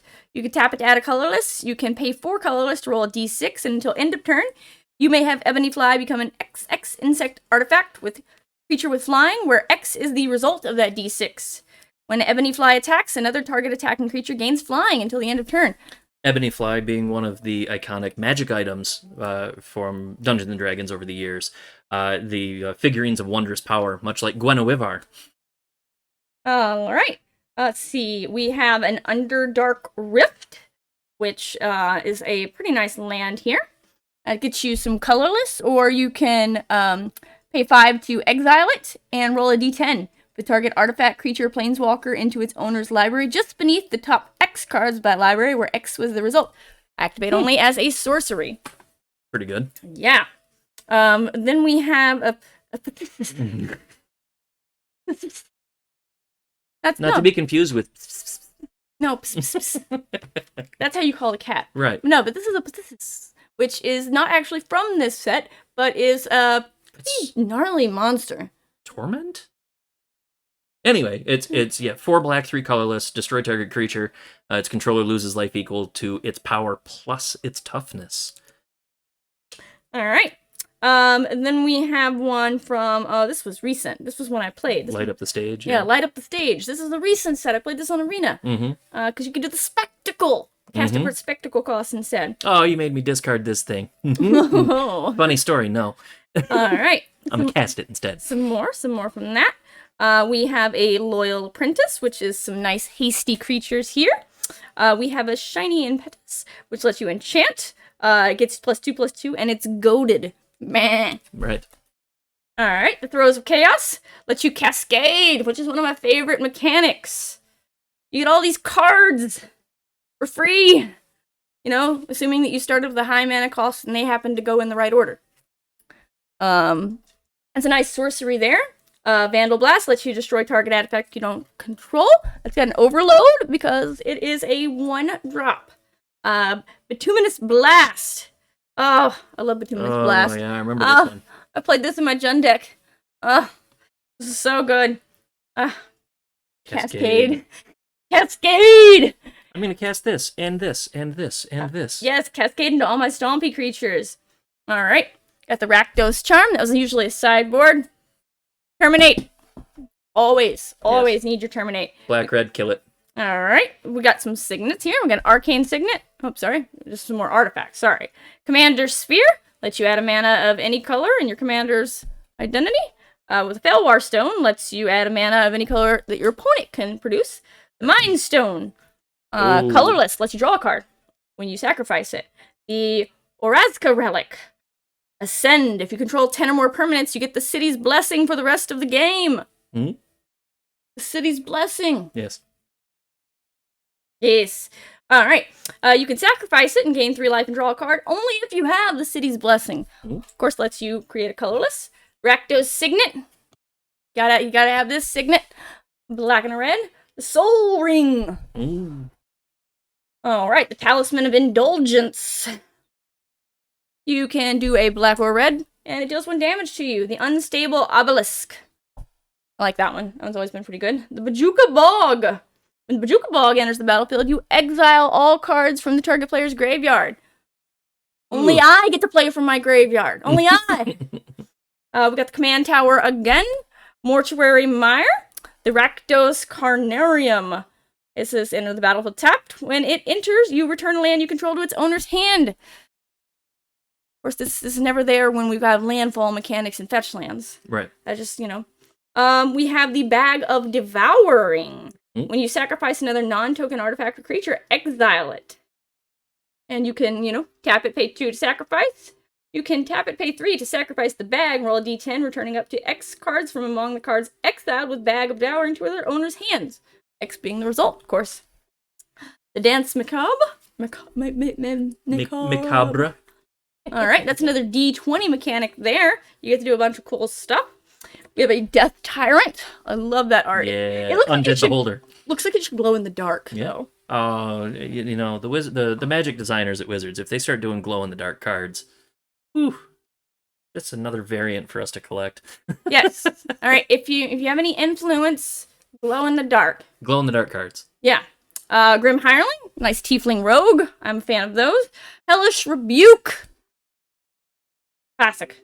Let's see. We have Lorcan, the Warlock Collector. Flying creature. Legendary. He's a devil. When a creature card is put into an opponent's graveyard from anywhere, you can pay life equal to its mana value. If you do, put it onto the battlefield under your control. It's a warlock, in addition to its other types. If a warlock you control would die, exile it instead. First time I saw this card title, I thought it was just Lorca, and I immediately started thinking about Star Trek Discovery. Oh, Yeah, that kind of actually fits, He was a collector, and he was basically the devil. Yeah. Got artifact equipment, Fiend Lash, Reckless Endeavor, nice sorcery, Share the Spoils, good enchantment. You gotta, I'm trying to get him on screen so people can see. scoot him over. So I have room here. Listen here, short arms. All right. We have a Wild Magic Sorcerer. It's an Orc Shaman. The first spell you cast from exile each turn has Cascade. Yeah. There. Cascade. Have some space. All right. Fevered Suspicion, which has some beautiful Beholder artwork on it. Panicked beholders. Yes. Stick the colorless, a black and a red sorcery. Each opponent exiles cards from the top of their library until they exile a non-land card. You may cast any number of spells from among those without paying for their mana cost. Rebound. If you cast a spell from your hand, exile it as it resolves. At the beginning of your next upkeep, you can cast it from its exile without paying its mana cost. Hit you once, hit you twice. I love Rebound. Hurl Through Hell. Excellent exile card. Such a good ability in 5th edition as well. Yes. Chittering Witch, which I love this art for. Human Warlock. Alright. Consuming Vapors. Dead Man's Chest. Pirates. Enchantment Aura. Fiend of the Shadows. We got a Vampire Wizard. 3/3. Gonti, the Lord of Luxury. We have a legendary Aetherborn Rogue. He is 2 colorless, 2 black, 2/3 Death Touch. When Gonti, Lord of Luxury, enters the battlefield, you look at the top 4 cards of your target opponent's library, exile one of them face down, and put the rest on the bottom of that library in random order. You can look at that and cast it for as long as it remains exiled, and you may spend mana as though it were mana of any type to cast that spell. Pretty good. Hex.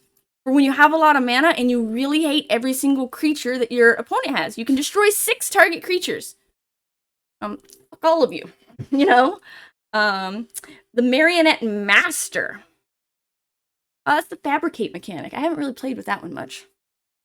Fabricate 3. When this creature enters the battlefield, put 3/1/1 counters on it, or create 3/1/1 colorless servo artifact creature tokens. So if you're doing a lot of like artifact sacrifice, artifact recursion, this is a great way to go. The Ogre Slumlord. When you want rats. The only time you want rats, because Really, aren't all slumlords ogres? well, Yeah. He is a 3 colorless, 2 black ogre rogue. Whenever another non-token creature dies, you can create a 1/1 black rat creature token. All rats you control have death touch, and he's also a 3/3. Not bad, not bad. Piper of the Swarm, who gives your rats menace. Pontiff of Blight, who gives all of the other creatures that you control extort. Extort is a pretty cool mechanic as well, if you're not familiar with it. Whenever you cast a spell, you can pay 1 white or 1 black. If you do, each opponent loses 1 life and you gain that much life. Alright. We've got here a mythic sorcery, the Apex of Power, which costs an absurd amount of mana that I usually never get until I don't even need this anymore. Mana is bad. It's hard. It's hard. Alright. Let's see. We've got some spells here. Chaos Warp. Commune with Lava. We've got a Dark Dweller Oracle. That's a pretty nice goblin creature there. We do have pirates. Lots of pirates. The Dire Fleet Daredevil is our human pirate with first strike. That's a nice one. That's up my alley right there. Disrupt Decorum. You goad all the creatures that you don't control. Just bah. At all of them. Dream Pillager. Back to our dragons here. He is a 5 colorless, 2 red, 4/4 dragon with flying, of course. Because dragon. Yeah. Whenever he deals combat damage to a player, though, you exile that many cards from the top of your library. Until the end of your turn, you can cast spells from among those exiled cards. Right? Ooh, we have an Elder Dinosaur. Elder Dinosaurs. Yeah, it's Hallie, the Primal Storm. Yeah. You get to exile cards and you can cast them again. But he's a 6/6. Let's see, we've got an Ignite the Furnace. An Is It Chemister? A Tectonic Giant. A Bedevil, which is always nice. Destroy target artifact, creature, or planeswalker. 2 black and a red. Theater of Horrors, which, gosh, I love this card. It's an enchantment. 1 colorless, 1 black, 1 red. At the beginning of your upkeep, exile the top card of your library. During your turn, if an opponent lost life this turn, you can play lands and cast spells from among cards exiled with Theater of Horrors. 3 colorless and a red allows Theater of Horrors to deal 1 damage to target opponent or planeswalker. I'm just gonna, I've got all this mana and I'm not really doing anything with it, so I'm just gonna ping you, and ping you, and ping you. We got a Chaos Wand. We have an Exotic Orchard. Any mana that your opponent could produce. We've got some more lands here. Foreboding Ruins, Shadowblood Ridge, Smoldering Marsh, Spine Rock Knoll, Tainted Peak, Zalfirin Void, Swamps. Lots of swamps. And some mountains. Mountain. And then, of course, super thick. Our super duper thick. Again. Our chunky boy. Let's see. There you go. You see the difference between those. That is our commander. Prosper, the Tomebound. Yeah. I can't just keep saying you can put your eye out with it, because I already said that. Alright, these are all from this one? Yeah. Alright. Get you some set boosters. Alright. So much stuff. Yeah. So much stuff. Alright. Give me that. And give me that. I gotta put everything back in the box. 4 packs for you. Okay. All right. So at this point, we've seen a good chunk of this set. So the remaining cards should probably go a little bit faster. A little bit faster. A little bit. We got a zombie token. We're doing a set booster here. See what we get. Wait, and for count on our set boosters, we are still definitely at more uncommons than commons. And I don't know how many set boosters we've opened, but like we have this many rares. So if you're considering picking up packs for your own collection, like draft boosters are going to get you your commons and have a different allocation of cards. Your set boosters and your collectors are going to be where you flesh out all of your missing needs, right? Where you get the cool art. Yes. The art card for this one is Grim Bounty. We got a Swamp. We got a Mimic. Valor Singer. You're ambushed on the road. Vampire Spawn. Critical Hit. Critical Hit, of course, a core D&D mechanic. Target creature gains double strike until end of turn, and when you roll a natural 20, return critical hit from your graveyard to your hand. So if you're running a lot of D20 cards, not a bad thing to throw in there. All right, I'm going to go ahead and start another giveaway for an arena coat. So that is exclamation point raffle this time. This time is raffle. This is actually raffle. All right, we got a Guild Thief, a Keen-Eared Sentry, a Celestial Unicorn, Zombie Ogre. We got a shiny Underdark Basilisk, and Ooh! we have one of the new mythic rare Planeswalkers. Eliwick Tumblestrum, 2 green, 2 colorless, 4 loyalty counters. Her big ability, you gain an emblem with creatures you control have trample and haste, and get +2/+2 for each differently named dungeon that you've completed. Now, we've seen that there are 3 dungeons available so far. We'll see if there are future sets that introduce more. It's a neat mechanic. We'll see what the players say. Yeah. Let's see. We've got some more art here. This time we have the mountain art from Sarah Finnegan, which is beautiful. Oh, that's nice cool. Sunset there behind very the mountains. colorful. We got another fairy dragon token and a swamp. The classic art, Direwolf Prowler. Hmm? We got some paladins going on here. I'm good with this. Steadfast Paladin, Devoted Paladin, Paladin Shield. Then we're gonna switch to clerics. We got a Moonblessed Cleric. We've got Divine Smite. We've got a Mimic. That's not a cleric at all. But it can if it tries. Yeah, we got another Paladin, but this one's a little different. We got a Forsworn Paladin. That is one of our rares there. He's actually a pretty cool guy. I like this. He is only 1 black. He's a 1/1 with Menace. You can play 1 colorless and a black, though. Tap him to pay a life and create a treasure token, so he's a little treasure token generator. Or you can pay 2 colorless and a black to activate his other power, which is target creature gets +2/+0 until end of turn. And if mana from a treasure was spent to activate this ability, it also gains Death Touch until end of turn. Pretty good. Pretty cool guy. Sorcery here are uncommon. The Demogorgon's Clutches, also black. We have our shiny Devour Intellect there. Woohoo! Brain puppies. Yes, brain puppies. And then this spell, which I have also not managed lands, I haven't done a lot of blue. We have Tasha's Hideous Laughter. Yeah. Oh, It's like Fran Drescher from The Nanny, but worse. oh goodness. So we have an interesting comment there in chat, Gelitized. You say it can eat a cleric, and it's funny you'd mention that because in my next pack, the very first thing that I saw was the token, or the stat card for the Tarrasque, which will eat damn near anything it damn well pleases. Tarrasque does what the Tarrasque wants, okay? Right? There's the artwork for it on the backside. You can ask James Introcaso or Paige Lightman. Yep. Mountain, we got another Faraday, Inspiring Bard, Sylvan Shepherd. Sylvan Shepherd, it's just rough. It's a 2/3 vigilance. Whenever it attacks, roll a d20, and you're going to gain 1, 2, or 5 life just for it attacking. You gotta get it out. You come to the Knoll camp. Choose one. You can intimidate them or fend them off. Split the party. We have a standard art card for Krydle.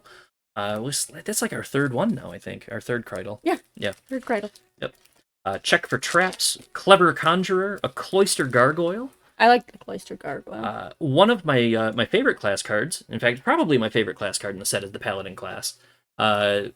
Just for putting it in play. For someone who plays blue-black, he likes white a lot. I do. Spells your opponents cast cost 1 more to cast. Level 2, it's creatures you control get +1/+1, and at level 3, whenever you attack, until end of turn, target attacking creature gets +1/+1 for each other attacking creature, and gains double strike. We got a shiny Horde Robber. Whenever it deals combat damage to a player, create a treasure token, and another throwback card for the Oubliette. When it enters the battlefield, target creature phases out until Oubliette leaves the battlefield. Tap that creature as it phases in this way.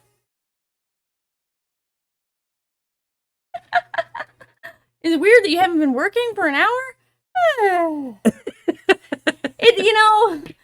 has to know? It's all right. Who has to know? We got some more treasure, of course, because we like that. Of course we do. And because we like the Drider art so much earlier, we now have the Drider stat card. It's pretty cool. Which on the back has that art even nicer, larger. Nice zoomed in. Zoomed in. We got a forest. I'm just going to put that over there. We've seen forest. Forest. We have the classic art for the Baleful Beholder. And that is beautiful there. We have a nice +2 mace to give your paladin.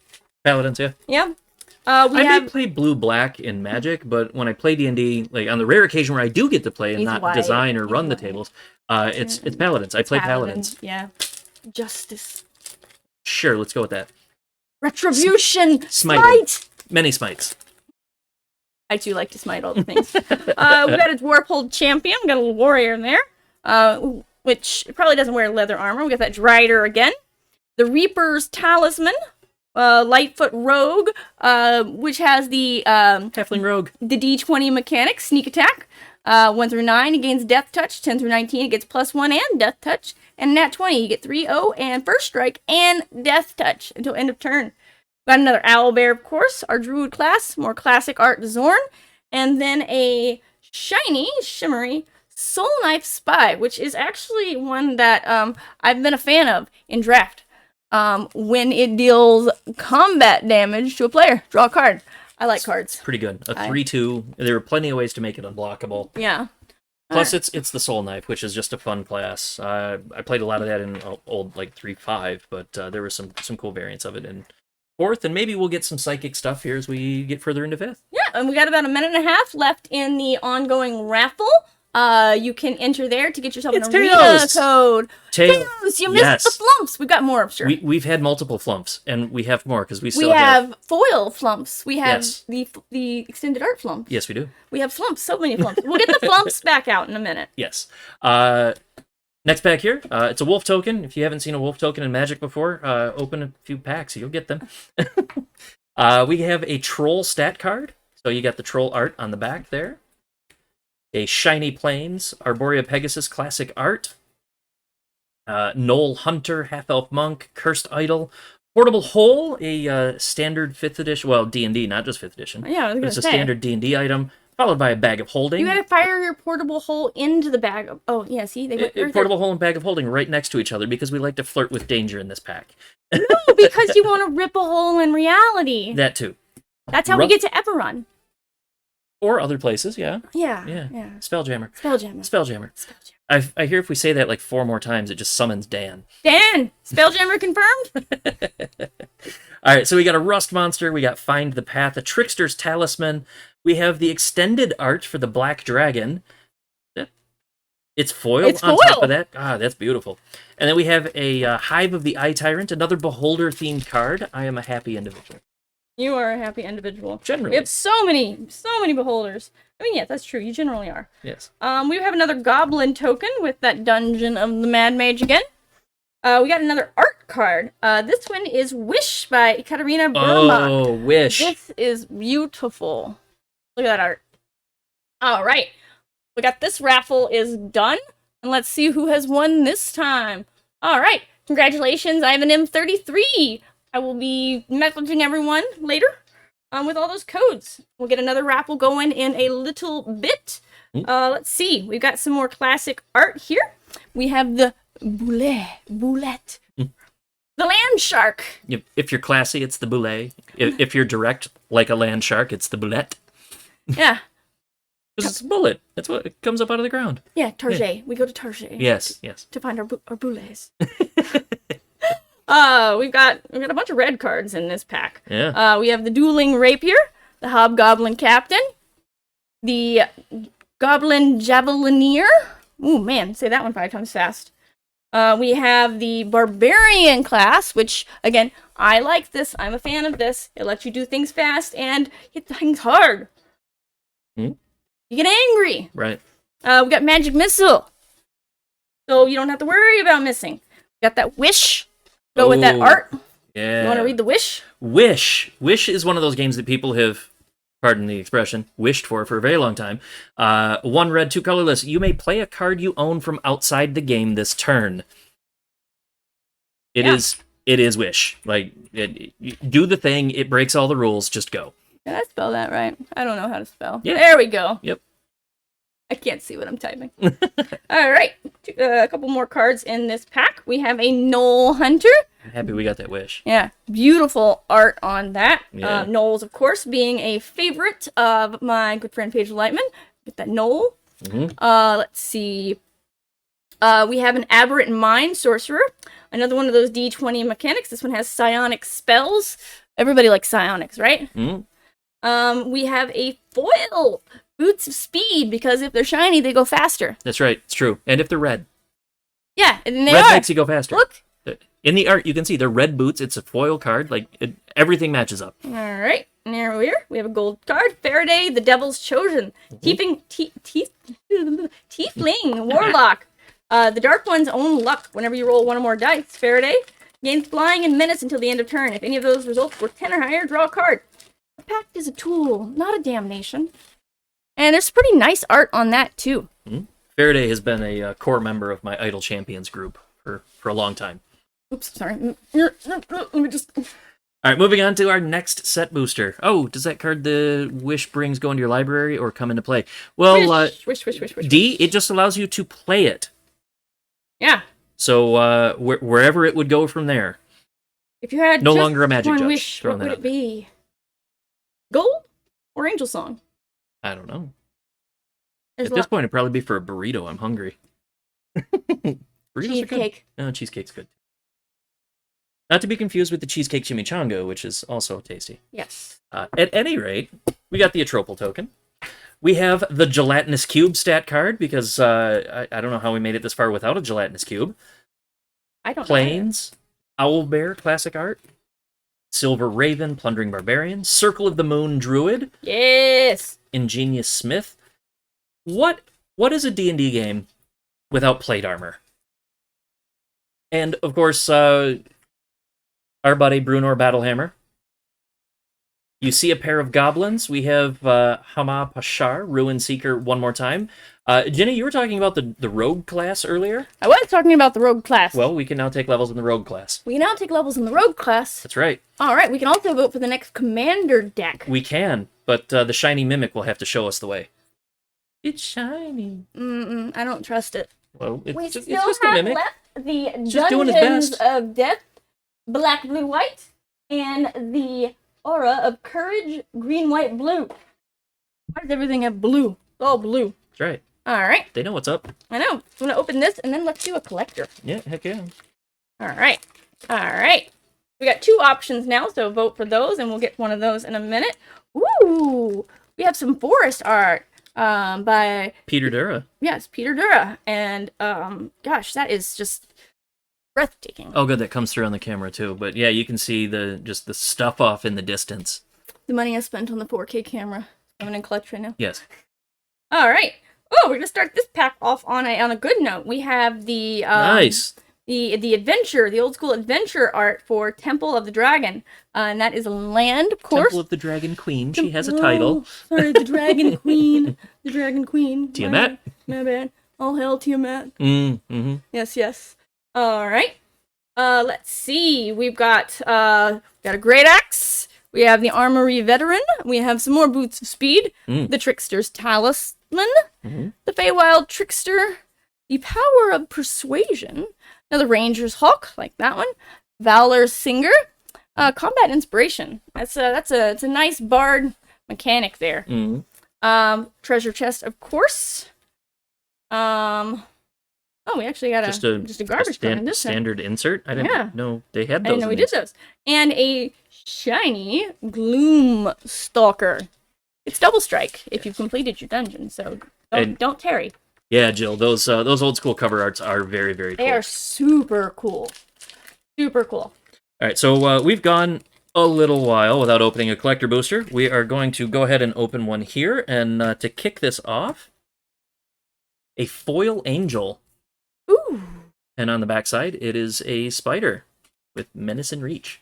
But that's as a foil card, that's pretty cool. All right, other foil cards: leather armor, jaded sellsword, soul knife spy, circle of the moon druid, tiger tribe hunter. Oops. A foil drider who just skittered straight out of my hand. It's appropriate since it's an elf spider. Foil island. Hey Teos. No! I believe we have had a significant conversation about this very creature here. The Froghemoth. I have no apologies to anybody who died to the Froghemoths in Foreign Affairs, My Dreams of the Red Wizard Adventures. You deserved it! It's pretty great. 5 mana, 4/4 trample haste. When it deals combat damage, Exile up to that many target cards from the person's graveyard. Put a 1/1 counter on this creature for each creature it exiles in this way, and you gain 1 life for each non-creature card exiled. That's pretty great. Big fan of the Froghemoth. Big fan. As we've gone through and open cards, we've seen Brunor, we have seen Wolfgar. Caddy Bree! Now we have Caddy Bree of Mithril Hall. She's another one of the iconic Forgotten Realms characters. We got the full art for Skeletal Swarming. Classic art for the Manticore and Hama Pashar. We have another Grandmaster of Flowers full art. That's pretty great. We have a foil Purple Worm with the classic art and a foil Hideous Laughter. Yes. That's pretty cool. That's pretty good. All right. And here, I don't know if I got any classic characters, but we're going to start off pretty good with a foil planar ally. We got a Pixie Guide. Beautiful shiny Mimic. Goblin Javelineer, a Grim Wanderer, Prosperous Innkeeper, nice shiny plains. Sorry, let me stretch my arms across. Go get your arms. One of our rares here is our Hobgoblin Bandit Lord, which gives all your other goblins +1/+1. And you can deal damage equal to the number of goblins that enter the battlefield under your control this turn to any target for one measly red. We've got the Expanded Art Maddening Hex, which is an excellent aura. Oh, that's beautiful. Yeah, Expanded Art Long Rest. All right, we've got some old school art. We got the Owlbear, yes. The Mimic, the Goblin Javelineer. And then we have the old school adventure artwork for Dungeon Descent, which is one of our lands there. And we have another Werewolf Pack Leader.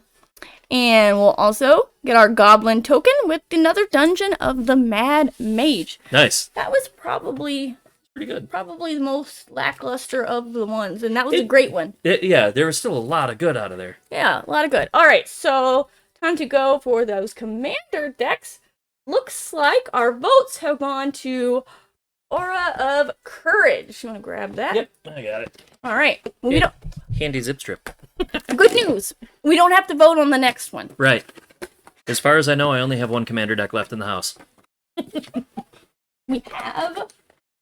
What number? All right. So just like with the previous ones, you got your tokens on the side. We have enough left to top. do a draft. Nice. Oh, that can go anywhere. We get some art on the back side of the deck box. The front gives us the D&D symbol. Yes. Let's see. We've got our spin down thing. We've got our instruction packet, and a brick of cards. Don't mistreat the cards like that. They can't feel anything when they're this tightly packed. That's true. That's true. All right. Let's see. I think it's been a couple of minutes.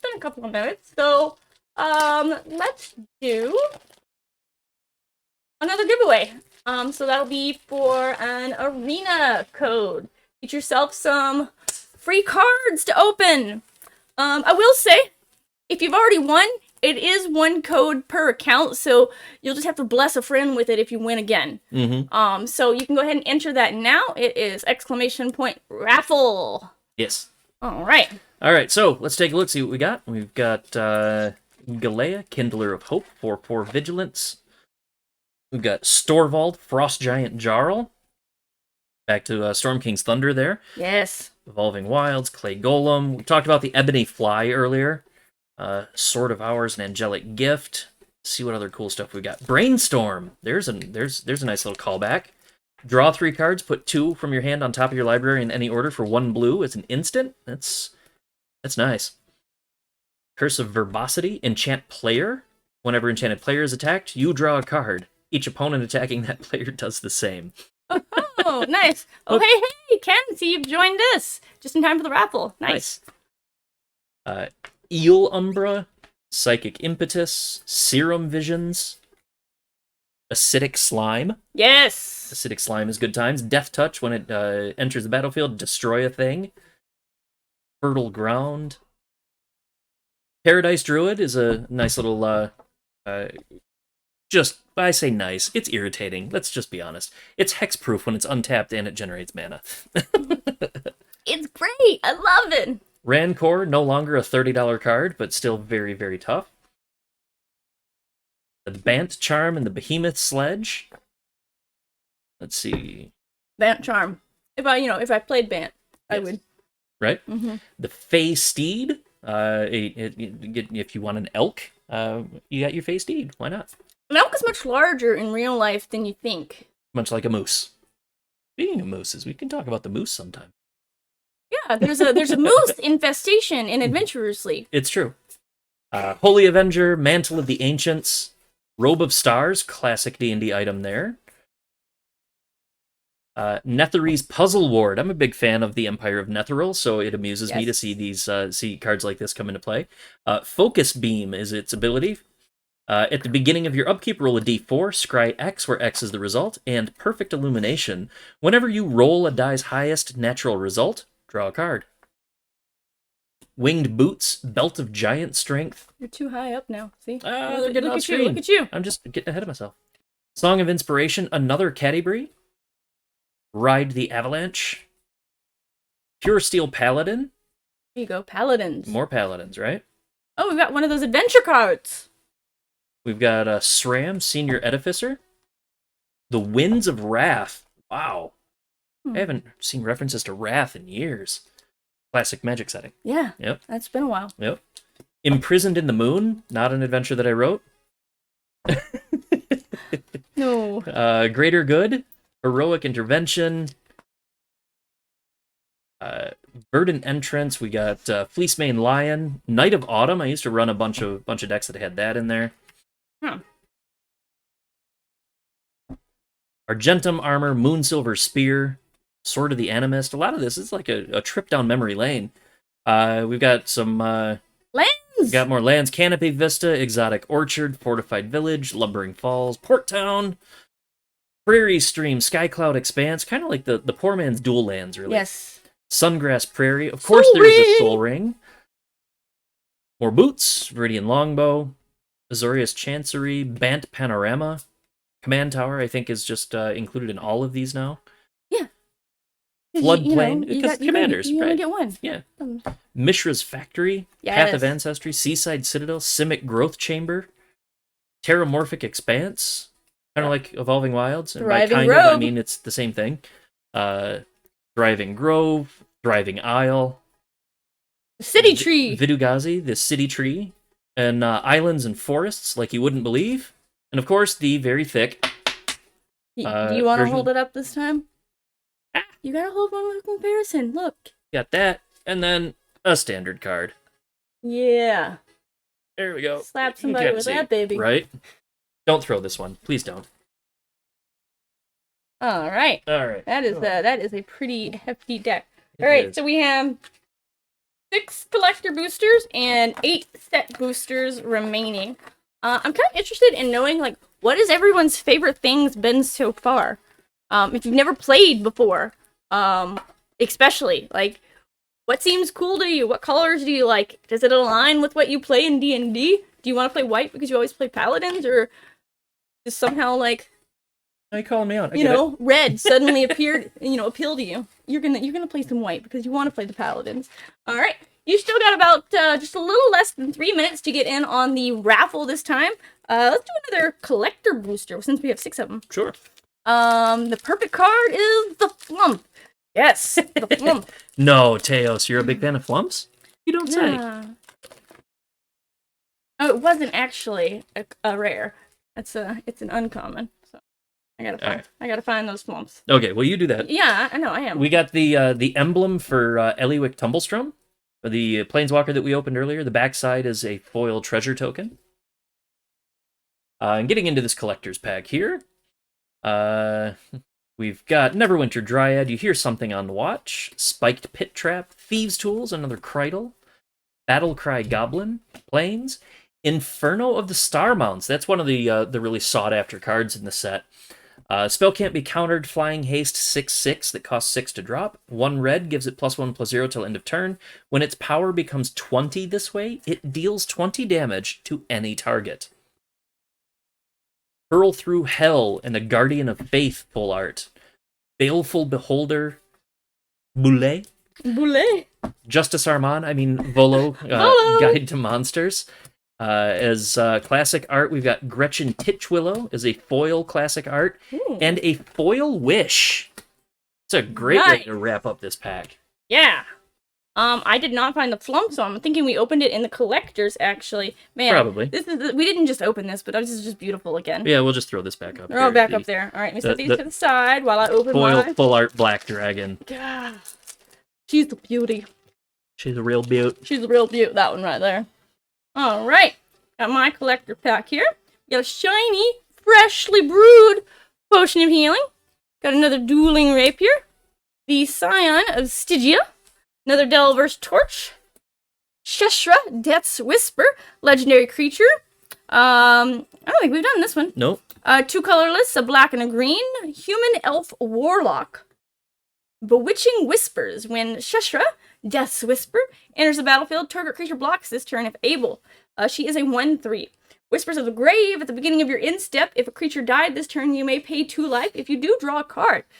Lets you do a lot of interesting stuff there. We got the Warlock class again. We got a shiny Swamp. We have a shiny Paladin class. Ooh, I'm just gonna relocate. You put that back where it came from. We have the extended art. Thorough investigation. Thoroughly investigate everything before you open it. Or find the traps with your face the old-fashioned way.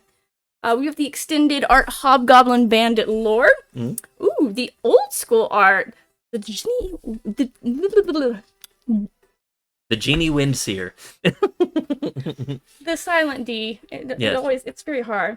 We have the extended art Red Dragon. Oh, this cool. one's not shiny, but you know. We still have several packs to go. We may get a shiny one. Yeah, we have the old school art Dragon Turtle. That's a pretty cool one. I like that. Nice. And then another shiny Mimic old school art. We have the shiny foil Devil Token with on the back side Icing Death, Oh. Frost Tongue, the token legendary artifact equipment. And that is, One of Dritz's iconic blades. And then we have the extended art Oh. Mythic Spider Queen herself. Lolth, do you want to read that? That's a lot. Yeah. So, extended art, mythic rare, foil, Planeswalker for Lolth, the Spider Queen. Comes into play with 4 loyalty counters. When a creature you control dies, put a loyalty counter on Lolth. For no counters, you draw a card, you lose 1 life. If you pay 3, create 2/1 black spider creature tokens with Menace and Reach. And if you pay 8, you get an emblem that says whenever a creature is dealt combat damage by 1 or more creatures you control, if that player lost less than 8 life this turn, they lose life equal to the difference. Lolth is mean. Lolth is. Oof. She's not playing around. She's vicious. She is vicious. She is vicious. Coming back to Magic since Ice Age, you played early Magic Pre-Commander, 3rd revised, and got out shortly after Ice Age. Been playing D&D since the 70s, basically expert, mostly Advanced Dungeons and Dragons. Mm-hmm. Fast forward, played other RPGs, and came back for 5e, playing 5e very, like, AD&D streamlined. Yeah, I mean, that's, Fifth is really super flexible, so if you want to adjust mechanics, throw stuff in, like you can bring up a lot of stuff from AD&D and certainly bring that in. And a lot of your, early Magic stuff is also still, very relevant. We brought back a lot of the old school mechanics. We've got, especially in the Commander's decks that we have here, we've gone way back in the Wayback Machine on some of those. Will-O-Wisp, one of the original cards. Will-O-Wisp. All right, next collector pack. We've got Zerial, Archduke of Hold on. Avernus. I gotta pick a winner.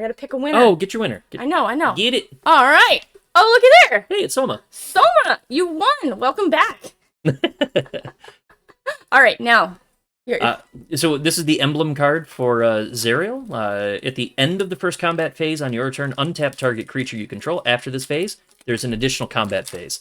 Zerial, of course, being one of the main NPCs from Baldur's Gate Descent into Avernus, one of the recent hardcovers. Shortcut Seeker, a Gloomstalker. We haven't opened a Zerial, have we? No, not yet. Zerial's a bitch. She's hiding right now. Direwolf Prowler, Precipitous Drop, and of course, 50 feet of rope. Yes. But Soma, like, you know, the AD&D reference here, is it silk or hemp? Foil It black doesn't dragon? say. It doesn't say. Swamp, we got an Oswald Fiddlebender, a full art Cloth's Will, and a teleportation circle, classic Owlbear Manticore, and Varus Silvery Moon Ranger, a classic Manticore, and a Treasure Vault foil adventure cover. Yeah. All right. So next collector one, we have a shiny emblem for Lolth, the Spider Queen. Goes good with the shiny Lolth. Goes good with the shiny Lolth, yeah. We've got that shiny +2 mace. It's probably shiny because the paladin's wielding it. We've cast light on it. We got a Direwolf Prowler foil, Shortcut Seeker, which I actually like that guy in draft. When he deals combat damage, venture into the dungeon, devour intellect. Monk of the Open Hand, who is fetched by Bahamut. Flurry of Blows. When you cast your second spell each turn, put a +1/+1 counter on the monk. He is 1 white, 1/1. Elf monk. Got the Displacer Beast. Nice and shiny kitty cat. That's right. It's cat. shiny makes it look, even more like, where is he? We have our Plains, shiny and foil. We have our Fighter class. This is the first fighter class we've got. Yeah. Yep. Fighter, it's rare. So Fighter is, of course, going to be Boros. We got 1 red, 1 white. When the Fighter class enters the battlefield, search your library for an equipment card, reveal it, put it in your hand, and shuffle. Level 2, 1 colorless, a red and a white. Equip abilities you activate cost 2 less to activate. Level 3, 3 colorless, a red and a white. Whenever a creature you control attacks, up to 1 target creature blocks it this combat if able. It's pretty good. Fight me, bro! Fight me, bro. All right. We haven't done this one yet. Nope. We have the extended art immovable rod. It ain't going nowhere. Nope. And then it's not shiny, but we have the extended art Froghemoth. Get back to that one. The old school art Underdark Basilisk, and the shiny old school Loathsome Troll. We've got a couple of the old school adventure 2 arts. in the same pack. Nice. Yeah, this is the collector one. Well, that's right. This is the collector one. Yeah. We have the Evolving Wilds. You can't get enough of those. Right. And then we have the Lair of the Hydra. Pretty cool one. Yep. And then, of course, because I asked about it, she appeared. We have the extended art Zariel, Archduke of Avernus, legendary planeswalker. And again, as I said, bitch, because I didn't get one in draft and everyone else did. 2 colorless, 2 red. Our plus starts with 4 loyalty counters, or +1. Creatures you control get +1, 0, and gain haste until end of turn. Or 0 is create a 1/1 red devil creature token with when this creature dies, it deals 1 damage to any target. That's that one I hated. I hated that one. Mm-hmm. -6, you get an emblem with at the end of your first combat phase on your turn, untap target creature you control. After this phase, there's an additional combat phase. Goes good with the actual emblem that we just opened. Fight me, bruh. All right. You doing the lap? Moving on, we've got another pack. Yep. Yeah. Getting down. We only got 2 collector's packs left, and I have one of them here. And then we have 8 of these. The Mordenkainen token kicks us off. We talked about Mordenkainen a little bit earlier when we had the dog illusion. The emblem is you have no maximum hand size. A shiny Underdark Basilisk, Faraday's Fireball, Planar Ally, Pixie Guide. You meet in a tavern. I mean, what's a D&D game or a D&D referential game if you don't meet in a tavern? Like, I think we're contractually obligated to have a tavern in there. Reaper's Talisman, Foil Island, and a True Polymorph. Some non-foil cards, the Neverwinter Hydra. We only saw that in the Commander deck earlier. Now we have the regular one. A Flame Skull, a very, very handy D&D creature. Mm-hmm. The Arborea Pegasus, and a Pixie Guide. Oh. A very variant. Interesting variant extended art adult gold dragon. 4/3 flying lifelink haste. He's beautiful. And then we got Shesra, Death's Whispers, a foil shiny legendary, and Delina, Wild Mage. Delina is also one of the characters from the streams and Idle Champions. Yeah. All right. Last collector booster. We've got our shiny skeleton token with our last Lost Mine of Phandelver. We have our Boots of Speed foil, Hired Hexblade foil. You find a Cursed Idol foil. That's a pretty fun one. Our Dwarfhold Champion, our Eccentric Apprentice, Faraday, Devil's Chosen again, Shiny Forest, Treasure Vault. Have we found a Treasure Vault? No. We've got a Treasure Vault. A foil Treasure Vault, the artifact land. Tap it to add a colorless, XX colorless. You can tap it, sacrifice it, and create X treasure tokens. We have from the commander one. Now we have them over here too. Prosper, Tomebound, Mythic, legendary creature, our Tiefling Warlock. Alright, that's nice guy. We have a Vorpal Sword! Oh, nice. For when heads must roll. That's right. And that is the extended art on that. We've got some old school art here. Clattering Skeletons. Displacer Beast. Nadar, the Selfless Paladin. Legendary creature. Oh, the Dragon Knight, yep. The Dragon Knight. Isn't he from one of the things? I don't remember. I don't think he's one of the stream characters. Alright. Alright. Have a good one, Marcelo. Alright, we have a foil. Bullet. And we have a foil. The old school adventure style. All of the Storm Giants. Nice. The lightning. Look at it. Look at it. Look at it. Look at it. Ripples. Oh, yeah. All right. Let's see. And that goes on that stack. Yeah, Soma, we've opened a couple of Mind Flayers already. And then we've opened a fair number of Intellect Devourers, too. Last commander box. Yep. Oh, I'm doing this one? Yeah, you can do it. All right. You can open it anyway. Oh, how very generous. This song is very long. All right. So our last one here includes Sephrus of the Hidden Ways. Sephrus. He looks tired. Well, it's all hidden ways. I mean, it's real tiring having to track all that stuff down. Yeah. Here's our spin down. Stuff. More stuff. Let's see. Last commander box. Let's do a giveaway. Let's see how many. 1, 2, 3, 4. I got enough. We can do a giveaway. Let's see. All right. All right. So diving right in. There's our buddy Sephrus and Nihilur, a legendary creature horror. Boop. All We were right. talking about Mind Flayers there. I think Nihilur fits right in. Yeah, look at them. Look at them. Look at them. Let me see him actually. Nihilur? Yeah, he's too far away. I can't There see he is. him. Yep. Oh yeah. Mhm. His eyes staring into your soul. Yep. Mythic. By way of your brains. Mythic. We've seen plenty of Hama Pashar. We've got a dungeon map. Venture into the dungeon. Any Sahagin. Actually, I don't think so. Oh, okay. Yep. Clay Golem, component pouch, Unicorn. chunky unicorn, swords to plowshares. There's a. Chunky Unicorn deserves love too. Well, that's true. That's just a rhino. So we have Swords to Plowshares. We were talking about cards that take us on that trip down memory lane. Swords to Plowshares has been around since the beginning. Wall of Omens, Had a foil Forbidden one. Alchemy, Merfolk Looter, which has had its own history with the game, All right. much like Propaganda. Plague Crafter. There's some man. That's good art for the Plague Crafter. I like that one. I had a set of that one. Mm-hmm. Reassembling Skeleton. Victimize was that's a real good callback as well.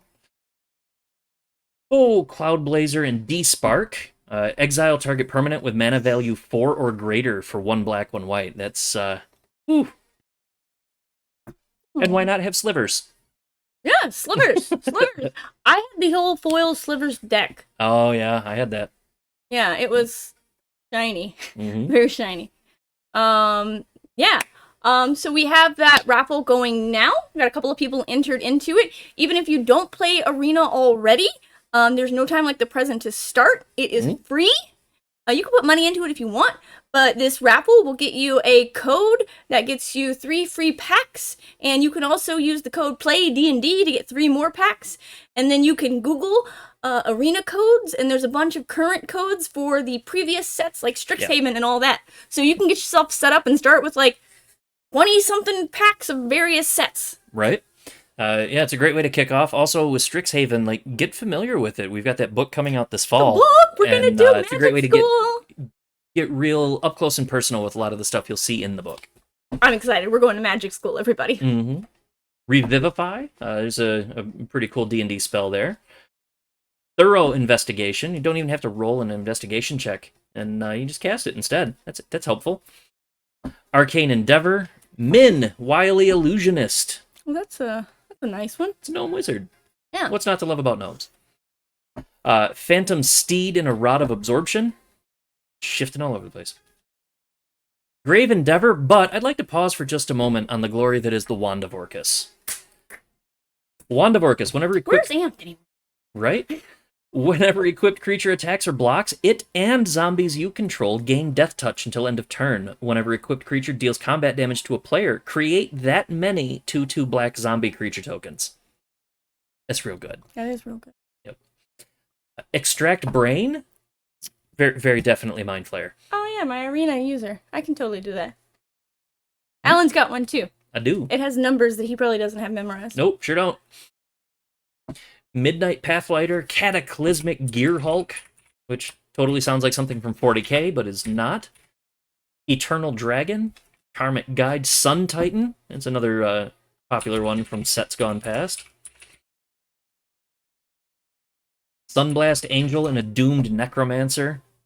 Necromantic Selection, Ashen Rider, Baleful Strix. Hostage Taker. Utter End, Solemn Simulacrum. Like, this is a very doom and gloom deck, for sure. I mean, it's, I mean, it kind of needs to be, though. yeah. Choked Estuary, Darkwater Catacombs, Exotic Orchard, the Gyre Reach Sanitarium, High Market, Nimbus Maze, Port Town, and a Meteor Golem, you know, when you want to summon a creature and destroy things at the same time. Yes. Soul Ring, Wayfarer's Bauble, Arcane Sanctum, Deemer Aqueduct. There you go, Deemer. That's Yeah. there's your jam. That's my thing. Esper Panorama, Orzhov Basilica, Terramorphic Expanse, Thriving Heath, Thriving Isle, Thriving Moor, Lightning Greaves. Everything's thriving. It is. Islands, plains, swamps, we've seen all of those. And our very, very chunky Sephrus of the Hidden Ways.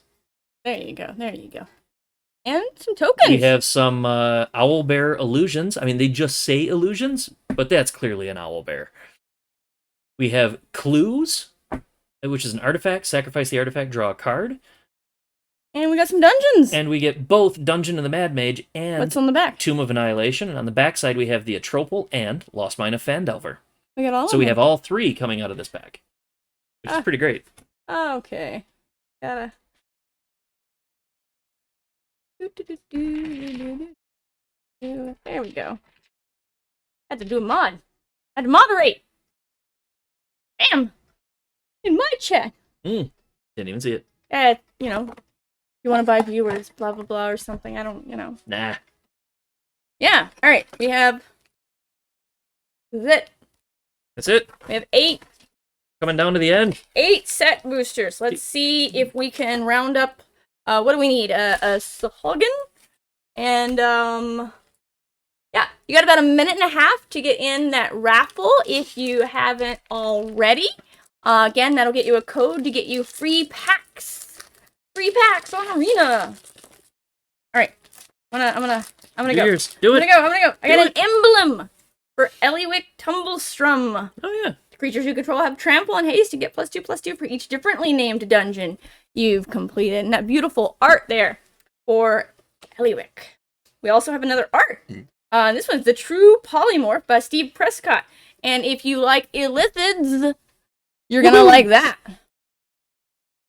All right. Hot Tentacle Doom. We have a swamp. It looks like a swamp. So I am. We got that old school art Manticore. You see a guard approach, and as you do that, you kick in the door and find the villain's lair. Telling a And story then you with magic cast cards. Power Word Kill. On. Jeshra, Death's Whisper. See, there's a whole adventure sitting in this pack all by itself. Because you're a warlock. Hmm? You brought your rogue, just in case. Yonti Fangblade. You paladin, because you got to round out the party.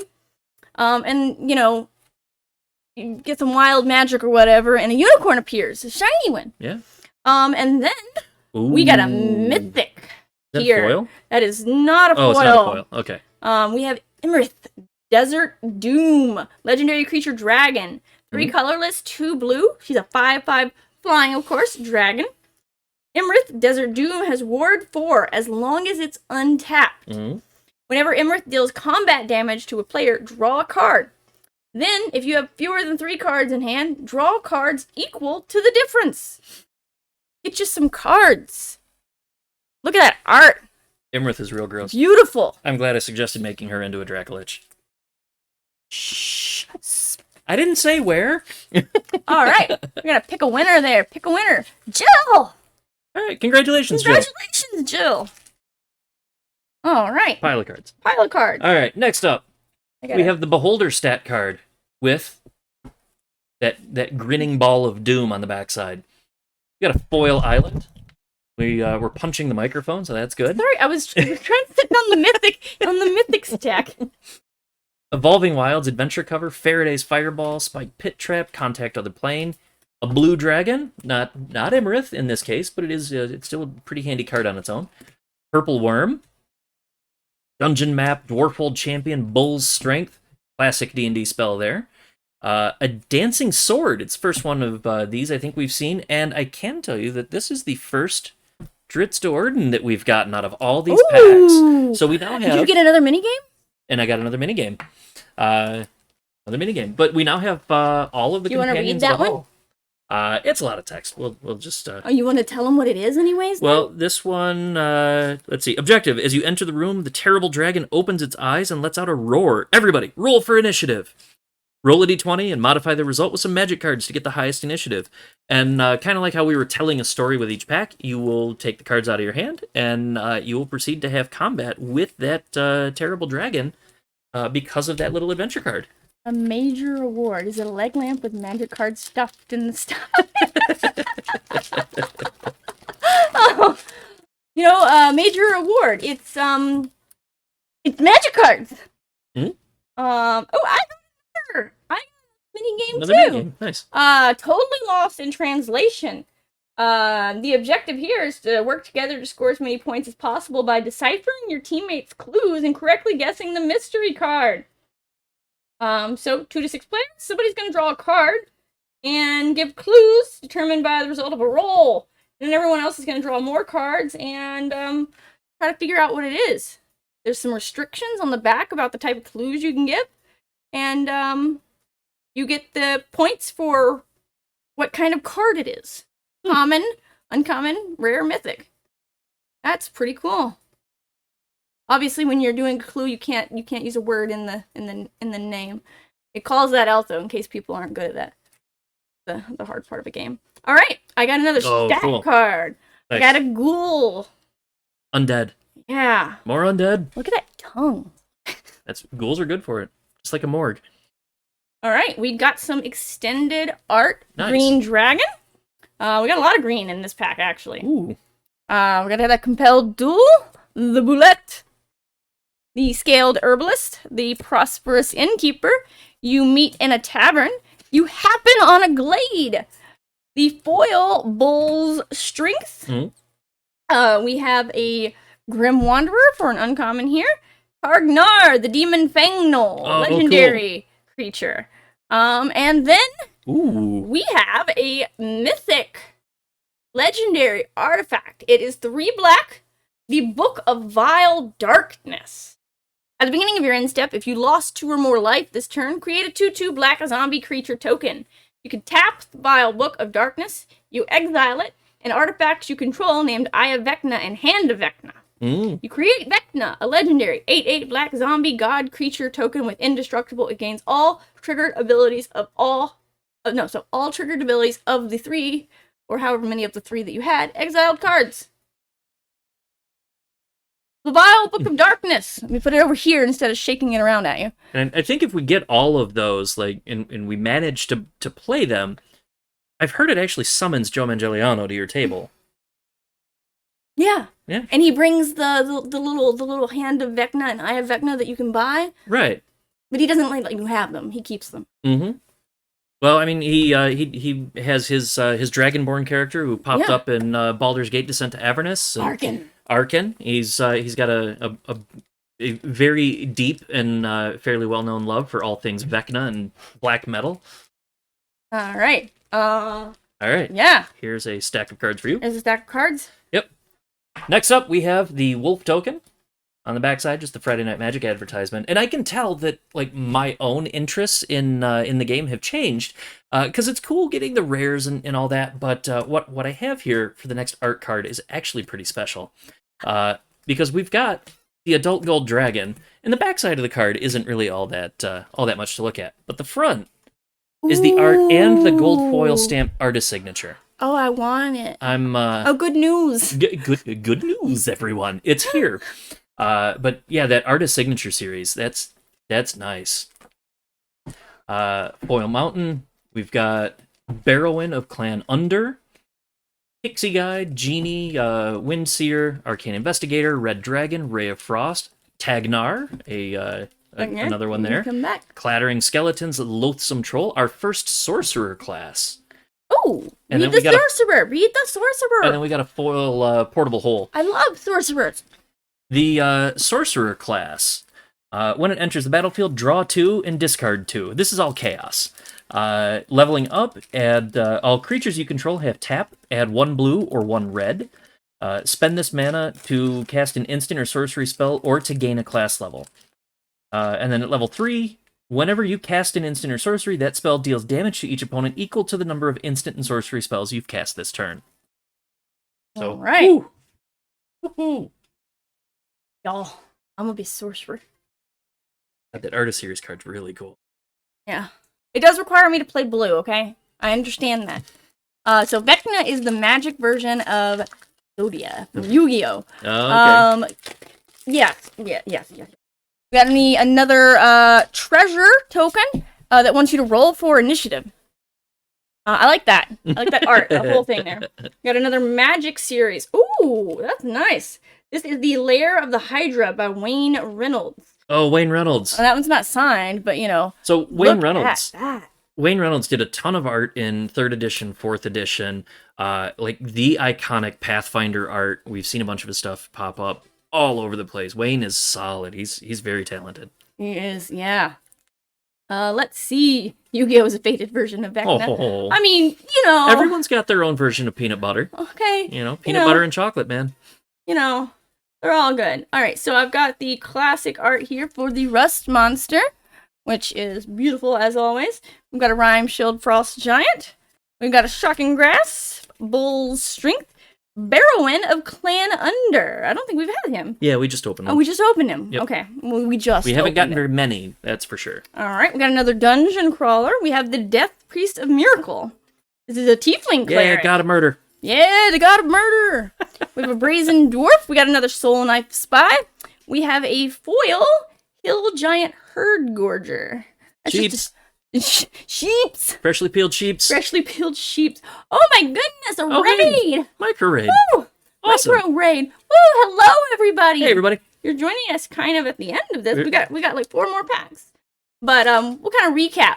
Yes. And then last card from this pack is a Den of the Bugbear, just the normal art. We've actually had that one twice, I think, in the adventure art. Yeah. We got a couple of requests for a recap. You wanna get people kind of caught up with what we're doing, what we've seen? All right. Well, so if it wasn't obvious, we are opening Magic cards for the new Magic the Gathering D&D crossover Adventures in the Forgotten Realms. We had 4 commander boxes to all open. 4 of the commander decks that are available here.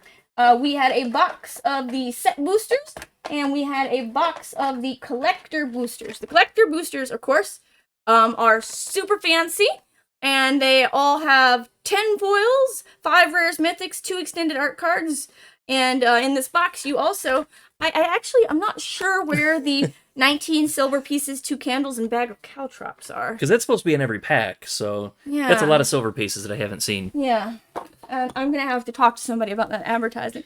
So we've opened most of those, and we've got a lot of cool stuff. We'll recap on the the rares and the mythics after yeah, we've only got a few packs after left, we finish these 4. As we go through these packs, we're taking some extra time to call out and sort of describe some of the brand new stuff, especially with the new mechanics, like when we have the class cards. I know that's not. I know. You gotta put it over there where they can read it. Yeah. Sorcerer class. So you can get a fighter level, a sorcerer level, a warlock level. It all depends on which enchantments you're going to end up putting in play.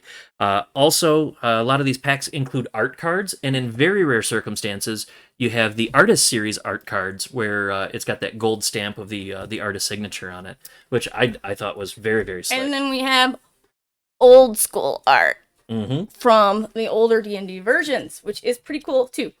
How's everyone getting these so early? So we got ours from Wizards of the Coast. I was, until very recently, Contractor. I was a contractor with Wizards, and I was one of the core team members for the Adventurers League, and this was one of our gifts from the company. They sent it to us and said, hey, do cool stuff, go play the game, have fun with it. And so we decided to share it with all of you. They missed you. Oh, don't cry. Don't cry. I'm still around. Yeah, he hasn't gone anywhere. He's still right here. I've just got other projects to work on. He's working on D&D, just like always. I promise. And replacing my office floor, which isn't quite D&D, but the room is filled with D&D, so that counts for something. So we got the Hydra art again. Oh, another one. Wayne Reynolds, nice. Yeah.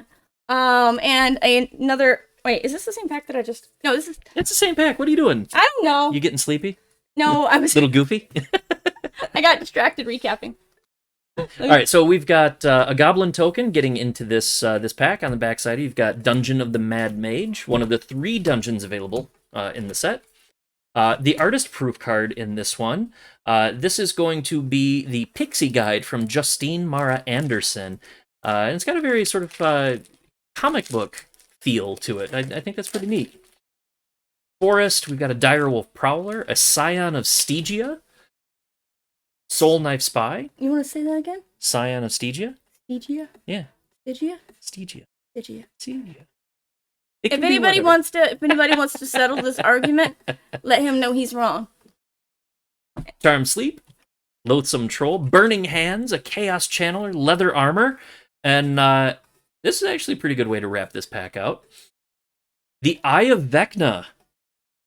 Oh, we do have the Eye of Vecna. But arguably more important, Gelatinous Cube. I think this is the first Gelatinous Cube we've gotten. No, you said that earlier. Is it? Yeah, when we got the earlier one. Well, then never mind. They are. This is going to be the standard set. No, I can be wrong. It's totally fine for me to be wrong there. Yeah. Sometimes I say things just to get a rise out of people. And then we got a foil Eliwick to be the last thing in the pack. Eliwick, one of the new Planeswalkers. All right, and this actual new pack. And thanks everyone who just joined for all the new follows. Much appreciated. If you like D&D content, you are at the right place. I got my art card from this one. We're gonna do the art here for Den of the Bugbears, and that is some beautiful art by Johannes Voss. I read it and then immediately forgot. So I got a Plains in that one. I'm gonna put that over here. We've all seen it. Another classic art, Goblin Javenier, our Neverwinter Dryad, an Owl Bear, a Hill Giant Herd Gorger, Hema Pashar, the Ruin Seeker. You find some prisoners. One of them is an eccentric apprentice.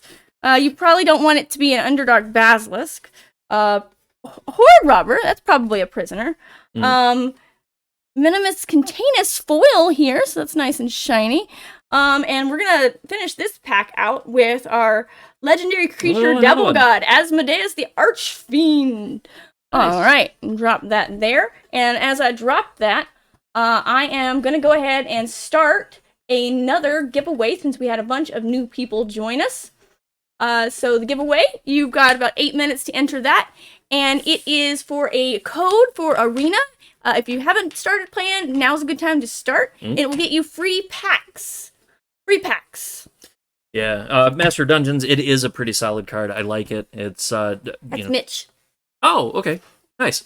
And there was a comment earlier about no Rot Grubs. No, there is not a Rot Grubs card inside this set.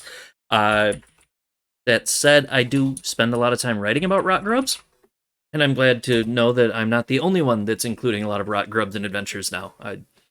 It's a nasty creature. Other people are doing it. And he borrows? Boros is life. I don't know you. We're friends. Okay, I am in my final pack, and we're going to start this off with... Hi, Mom. Sorry, Mom just entered the raffle. We've got the Atropal to kick us off. We have an art card. This art card is the Plains by Adam Paquette. We're going to have to take out the trash. Yeah, we are. Got a Manticore, a Shortcut Seeker, Yonti Fangblade, Thieves' Tools, Iron Golem, nice standard creature there, another Magic Missile, and a Wizard class. Much as how we showed off the Sorcerer class a little bit ago, we have another copy of the Wizard class now. And a +2 Mace, Dire Wolf Prowler, Volo Guide to Monsters. That's the classic art on him. We don't have that one yet. Yep. And then we've got Reaper's Talisman for a foil to bring us home. All right. And then this is our last pack to open. And we're going to start with the art. We have the Adult Gold Dragon by Chris Runn. This one is not signed. It's not the artist version. Not signed. But, that's fine. We've got a mountain. This is a good start to playing Boros. I mean, you start somewhere, I guess. Yeah, you start with your mountains and your plains. Right. Yeah, I get it. And then you add creatures. Yes. And kill spells. Yes. We have our classic Paladins art. and Rage. Rhyme Shield Frost Giant. Firebolt. Or, sorry. Magic Missile. Magic Missile. Magic Missile. Magic Missile, the dark. You gotta find the path so you can get to the clever conjurer who is going to conjure your air cult elemental, which flies. Hopefully you're holding it down with your 50 feet of rope. Yeah, 50 feet of rope. Otherwise it's gonna destroy your cloister gargoyle. The Half Elf Monk, however, helps you find some prisoners, where over the skeletons are swarming near a precipitous drop. But never fear! We're going to close this out with our mythic Bruvak the Grandiloquent, our legendary creature human advisor. Ooh. Yeah, he is 2 colorless and a blue. He's a 1/4. If an opponent would mill 1 or more cards, they mill twice that many cards instead. Listen here, Captain No Fun. Listen here. And furthermore, I'm going to need you to keep milling. Right. Right. Oh, I see you milled some cards. Do it again. This is Hedron Crab's friend. This is Hedron Crab's friend. I need my Scalpel Excess back. All right. So let me take that and sort these real quick. Do you want to go through some highlights from the collector Sure. boosters? So, hang on. Hold on, he's got a whole stack. We have this very generous pile of cards from the collector's booster, the collector box.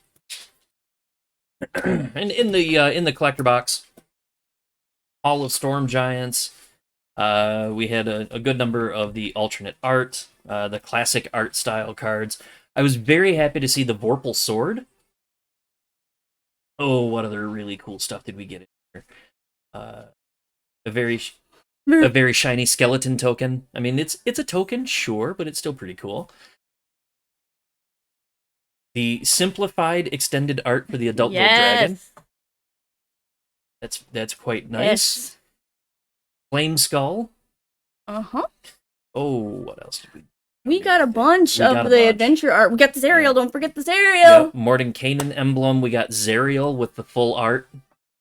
Ugh. Adventure art for Lair of the Hydra, Evolving Wilds. Of course, the Froghemoth for Teos. I think that's actually how we got Teos in the stream. He knew that we had just opened it. Yeah, we were summoning Teos by opening the Froghemoth. Got a very shiny fighter class. The Flump's got to be in there somewhere. Oh, it is. It'll be down there. Okay. Devour Intellect. I was calling it Brain Puppies as we were opening them earlier in the stream because it's the Intellect Devourer. It's the disembodied brain that seeks to take over your body.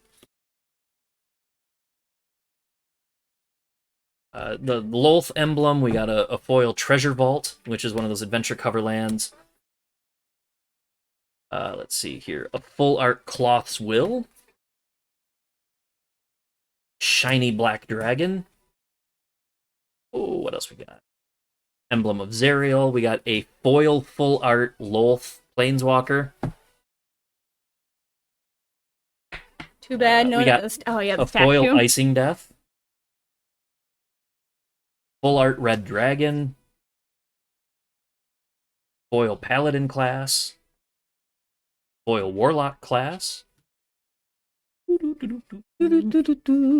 Of course, there's the Foil Wish. If you are just now joining us, that was a very exciting moment when I opened that card.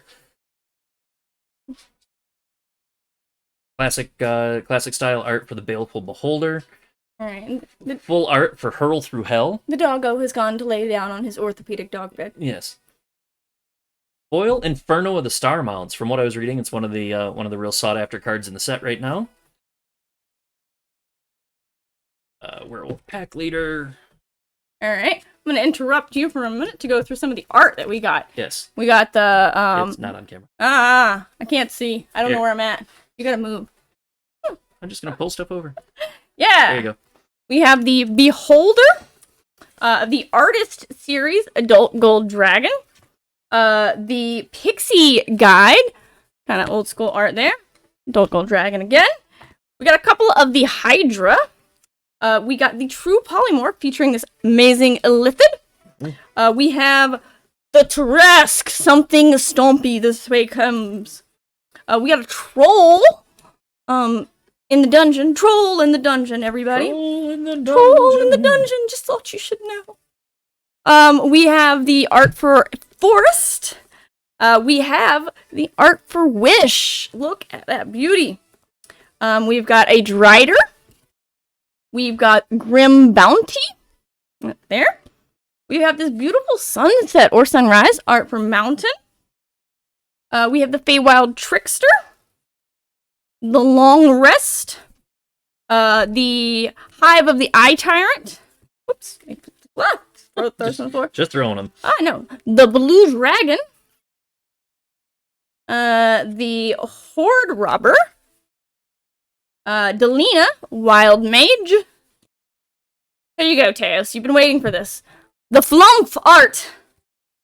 I'll just let that rest for a second. Just let that rest for a second. Yeah. Beautiful. We have the Wandering Troubadour and the Contact Other Planes. Do the art cards have any resale value? I'm not know. sure.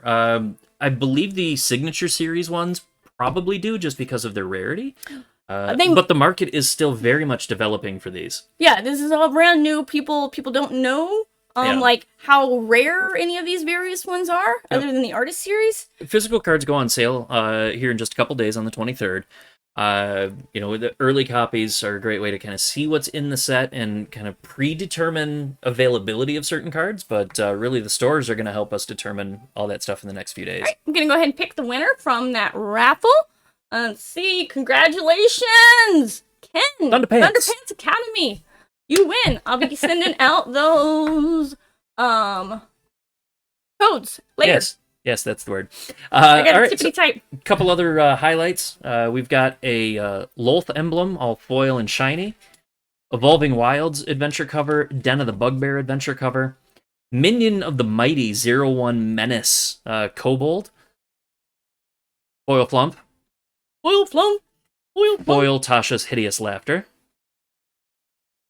A foil Mind Flayer. I mean, it's a type horror for Magic, but we all know what it is. Then we have the full art for Imrith, the Desert Doom. Yes. And the Grandmaster of Flowers, Bahamut himself. We got a couple of these. I only got one in the collector's box, but we got another one in the set. We got box. another full art, but the other full art's not foil. Right. Is it nothing good in this set? Those were set boosters. Oh, this was a set booster. Yeah. Okay. All right. Well then, hold on one second. Let me finish Let me finish. Yeah, overall, like there were some pretty cool cards in there, and whether you're going for play value, market value, or you're coming in just because you know things about D&D and Forgotten Realms lore, like there's definitely something for everybody. All right. I am. I did not get Minsk, and I didn't see Boo in here. Yeah, we didn't get Minsk or Boo. Yeah.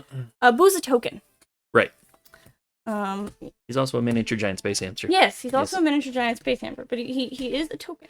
Yeah, the wish card is pretty good. We got a foil and we got a non-foil version. So out of our regular old set boosters, our mythics are the foil Eliwick, the nice normal Ruvak the Grandiloquent, the Book of Vile Darkness, Imrith Desert Doom, a regular one, another Eliwick, the Grandmaster of Flowers himself, again. And Xanathar, the Guild Kingpin. So that was a pretty good haul on mythics. Yeah. Let's rares. We have a bunch of rares. So many. A bunch. So yeah, actually, from how many packs are in there? Packs. Number of packs. 1, 2, 3, 4, 5, 6, 7, 8, 9. 30 set boosters. Each booster contains 12 cards. 30, 31, 32, 33. 33 rare. Some of them might be here because I was separating out the old school art itself. So there might be some rares in this stack too. So 33 normal looking rares. Including Asmodeus the Archfiend, Dancing Sword, Foil, Drittsturden, Sorcerer class, the Eye of Vecna, Gelatinous Cube, that's not foil. No. Skeletal Swarming, Den of the Bugbear, a normal Paladin class, the Hive of the Eye Tyrant, the Rogue class, Treasure Chest, Wish, the Forsworn Paladin, Tasha's Hideous Laughter, Oswald Fiddlebender, the Ranger class, Werewolf Pack Leader, we got a couple of those. The Patron of the Aki, True Polymorph, the Dragon Turtle, the Sphere of Annihilation. Yeah. Because fuck all of it. Everything. Just clear it all off. Clear it all. The Westgate Regent, Long Rest, the Instrument of the Bards, the Adult Gold Dragon, normal version, Shiny Vorpal Sword, the Hobgoblin Bandit Lord, Lair of the Hydra, Adventure style, Hall of the Storm Giants, the Yonti Malison, the Meteor Swarm, and Volo, the Guide to Monsters. Alright, do you want to... that one? I'm gonna go through the old school art here. Sure. Goblin Javelineer, Manticore. I'm just gonna start a pile of these Volos, because I know we got multiple. Barrowin, Dire Wolf, Rhyme Shield, Rust Monster, Faraday, Shiny Mimic, Pegasus, Owlbear. I'm pretty partial to the Owlbear. Belay, Baleful Beholder, Zorn, another Mimic. The Moon Dancer, Clattering Skeletons, Brunor.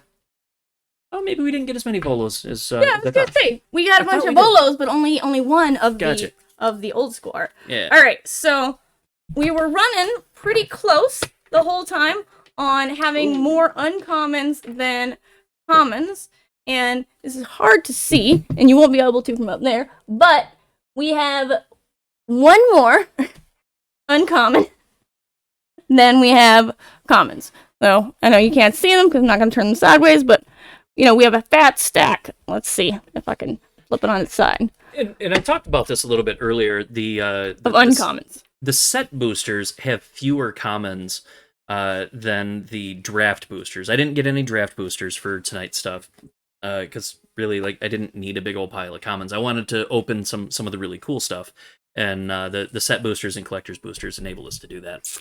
Top 3 cards for gameplay this edition. Oh, for this set, God, there's so many good ones. Xanathar is very much one of my favorites.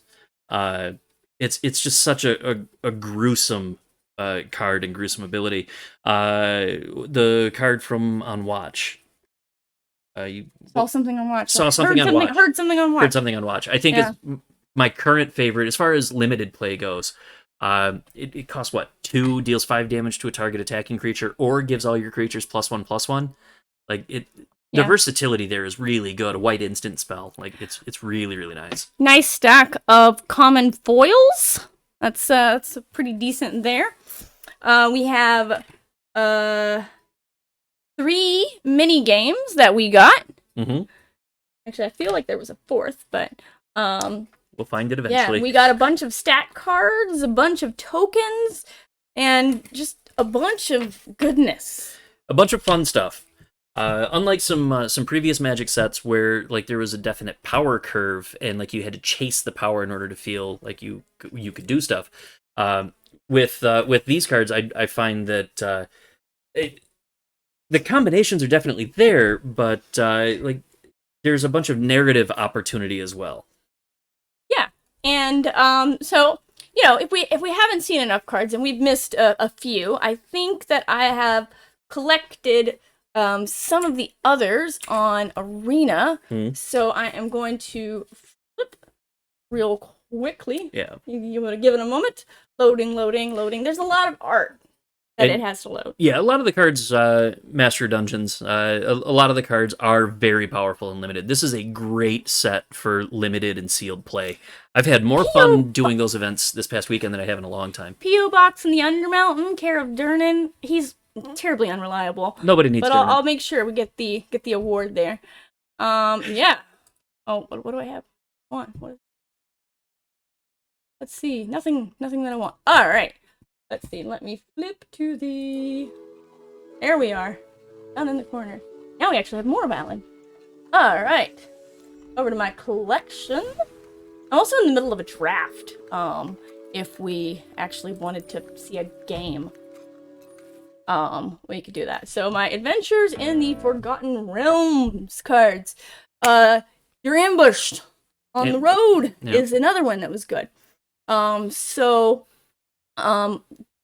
a good number of cards here. I think we opened all of these. So nothing that we haven't seen there, but if we want to feast your eyes upon the flump that you can't see, it's behind Alan. Oh no. I'm good at being in the way. I know. The flump and the ingenious smith. It's not like you can't just search for it. I know, you can. You can. Actually though, let me game capture. Oop. That's an interesting comment to call out the Dark. It's a set that, in my opinion, is severely underrated. There were a lot of design choices that were made. It was very experimental. The Dark was a fun set. I really, really enjoyed playing in the Dark. I'm gonna scoot that over there. There we are. Oh no, I have a chat box. Wild chat box appeared. Cool. All right. We've got some more here. We got all of these as well. I believe there it is. The You Hear Something on Watch. This is a great card for draft. And it's a common. Yes. So good. You're drafting. Draft it. This and the Silver Raven. Those are the two that if you see them, make a beeline. My first draft was blue-white. Yep. I did very well. Let's see. We've got, we didn't get the teleportation circle. We got some in here. Did we? Oh, yeah. Okay. I, obviously was paying half attention somehow. Well, we got a lot of cards here. The Black Staff of I did Waterdeep, not open a Black we did Staff. not open. Nope. So Vajra is pretty cool. You can animate the walking statues. Like, yeah, just... Yeah. All of the statues there in the city. And there's the Silver Raven he was talking about. So, flying, lets you scry, 1-drop, 1/1. There's not really anything negative about it other than it's blue. Yep. We did get the Dragon Turtle here. Let's see. Nothing else rare there that we don't have. Got Imrith. Yep, we did get Imrith. Well, we got all of these. Although we did not get this cool art. Oh, we didn't get that version, no. No, I like this. And I extra like that on Arena. You could see it kind of moves around. It wiggles around. It's not your eyes playing tricks on you. It actually moves. It actually moves. Let's see here. We got all of these We didn't get Ebondeath. except The Ebondeath. named legendary dragons, we didn't really get a Ebondeath the Dracolich. We did not get him. That's blocked by the inset. It's half blocked. Hold on. Let me here. I'll Shrink me. shrink. Shrank. There. Ah! I don't want to craft. Well, at least it brings it front and center. There we are. Ebondeath the Dracolich. Now it's no longer blocked. Did not get that one. Ebondeath's pretty cool. Enters the battlefield tapped. It is a 5/2. But you can cast it from your graveyard. If a creature not named if it didn't Ebondeath, die this time, if something else died. Let's see here. We got all of these. Yeah. Even got some cool art for that Minion of the Mighty. I like that guy. Yep. I like that guy. He's good. We got a couple of the Dolinas, so got all of these here. We even got that cool extended art there for the Red Dragon. Let's see. Werewolf Pack Leader. We got a bunch of those. We didn't get the Circle of the Dreams Druid. No. We did not. We did not. Let's see. Xanathar. We got Xanathar. We got Xanathar. We didn't get a Triumphant Adventurer. That's a good one. Minsk. Didn't get Minsk. We didn't get Minsk or Boo. Let's see. We got the Eye of Vecna. We got the Eye of Vecna. And I don't have all the cards on Arena either. I could flip it to the ones that I don't own. So we'll see the rest of them. Rest of what we don't have. Let's see. Cave of the Frost Dragon. I don't think we got that one. Portable Hole. We got. It's a little darker, so apologies for that. It's because we don't have them. Right. The Guardian of Faith. We didn't get that. Nope. I want that. That's good. That is really good. Let's see. Nadar we got. So there's a wide range of cards, and really, like, if you're looking at getting into this and playing competitively, we didn't get this book. Yeah, we didn't get the book. It is something where I do recommend, like, you pick up a box of whatever it is you want. If collectors are your thing, or set, or, you know, what have you, and then just get singles after that.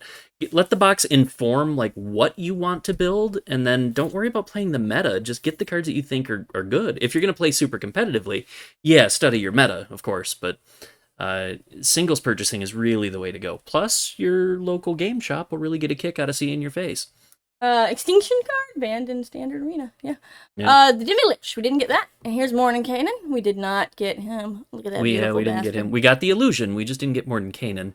Yeah. Let's see. Demi-Lich is good. Demi-Lich is good. Got all the rest of these. All right. Deadly Dispute. Grim Wonder. Hard Tips Blade. We get a white? I don't think so. I don't think we got a white. Nope. We didn't get a Sarrak. Nope. Look at that artwork. Oof. It's good. Beautiful. We did get the Book of Vile Darkness. Yep. We got the Death Priest. We got Loth. We got the shiny full art Loth. Got all of these. Got a couple Asmodeus. Yep. Dragonfire. We got a critical hit. Oh, we don't have an Orb of Dragonkind. No. Every Every time I see Orb of Dragonkind, I immediately start thinking of Kryn and Dragonlance. Yes. Let's see. We didn't get a Zalto. Nope. Let's see. And we got the Inferno. About to say no, but we did get that. Let's see. We're almost done here. Old Nullbone. Yep. That's very expensive. Very expensive. Varus, we got, right? I think so. I think we got a Varus. Yeah, I think we got the alternate art. Oh, yeah, sure, we'll be friends. Ochre Jelly. Yep, didn't see those. Didn't see that guy. No. We didn't see Orcus. We got his wand, though, so he's probably going to come hang out. He wants that back, I'm sure. I've got the big Orcus figure up in the office. Do we get the Bard class? We got the Bard class. I don't think we got Bard. We didn't get the Bard? We didn't get Bard. Oh, we didn't get the Bard. Nope. That's okay, we'll get a Bard. We do... What? I don't think we got yeah, we didn't get Tiamat. A Tiamat. Nope. Or a Hand of Vecna. Or a Hand of Vecna. Or the Deck of Many Things. There's a lot of cards in this set. But overall, like, we have a lot of these. Yeah, you meet in a tavern. Yeah, you meet in a tavern. The most D&D card. It's like neck and neck between that and Magic Missile. All right. Because Fireball is, I mean, it's been in the game forever. I've got one more loss to go in this draft, so this might be a one and done game kind of thing. Mm-hmm. I'm gonna show you my draft deck. It's okay. It's Boros, with a splash of treasure token from Minsk. So you know, whoever it was earlier yelling for Boros, I got you, bro. I got you. This is, you know, middling. It's yeah, not the best, but it'll do. That'll do, pig. It'll do. It'll do. I could probably use another land. I don't know. I've gone back and forth on it. 16 out of 41. You're good. Yeah, I know, but I constantly. You know my luck on Arena. That's true. No lands. Ever. None. Land. Alright, so we're gonna do the... Let's see, I gotta turn up my volume just a smidge. Yeah, Spike Pit Trap is let's see. is solid. Like it. I can start in with the Barbarian, and then I'm gonna draw something. We're gonna do it! It's poor choice. Minsk encourages you to just press forward. Yes, Minsk encourages me. The wait time for Spike Trap is a bit long. Yeah, that's true. I'm not doing a raffle right now, Soma. Although you're right. We should do one more. One more. Uno más. Por favor? Uno más. Yes, por favor. So, do that. Let me go ahead and drop a potion of healing here, and then flip back over to my raffle. Dueling Rapier. Start the last raffle here. Yeah, Dueling Rapier is gonna go out as soon as I get a, you know, oh shoot, not that. I can't count. Well, Dueling Rapier, man. No, I don't want to put Dueling Rapier out because it attaches when I cast it. It Oh, costs it does. 4 to equip Yeah. otherwise. Oh, gotcha. Calm Yep. down. It's fine. I had to play this card over here. Alright. Let's see. Yeah, there we go. No 10-foot pole. No, I don't have a 10-foot pole. I'll Nope. resolve his bag of holding. See, he's gonna start exiling cards. Oh. Alright. Alright. Let's see. Yep, so we got people getting in on that raffle. He's got a Rust Monster. Congratulations. Rust Monster is pretty cool. Yeah, it is. Gotta pass priority a lot, because, you know, that's what we do. Do that. And then we're gonna venture into the dungeon. Alright, so we have all of these. And I'm gonna go to Lost Mine of Phandelver because I need a treasure token stat so that I can cast Minsk. Kick in the door. That's good. Yeah, I'm gonna venture into the dungeon again in a moment and get my treasure token. Minsk, I'm coming for you. Minsk and boo! Yes, and then I just need to get my Minion of the Mighty out so that I can get my red dragon on the board. Easy peasy, lemon squeezy. Yeah, right? Yeah. So what we're gonna do here is, let's see, so I've got 4. I'm gonna go ahead and put the, let's see, so that makes it a 4/4, and then I'll give it this. That makes it a lot.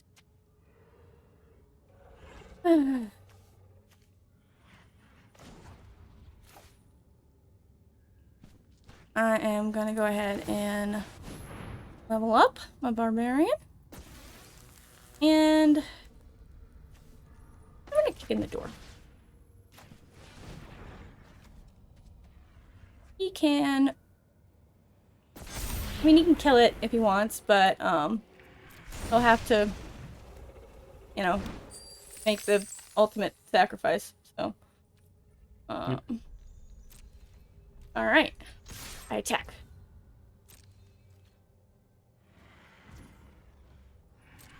I mean, ping me back for 5, but you know, Whatever. Whatever. Um, It's good commentary on each of the dungeons. They each have their theme, their very defined feel. that is true. Alright. Alright, so we've got some combat inspiration going on. He's gonna put it on his rust monster. Cool, cool. Alright, he's gonna make some treasure tokens. Yep. I wouldn't mind seeing my Horden over. Either of them. That rust monster's gonna be big fast. I know, I'm gonna get rid of it. Calm down.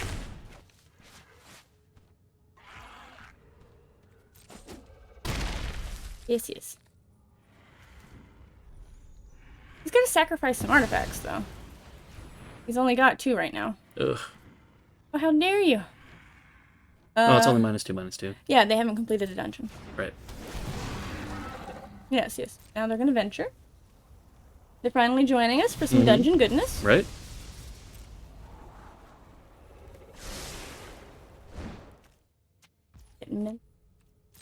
My turn. Okay. That.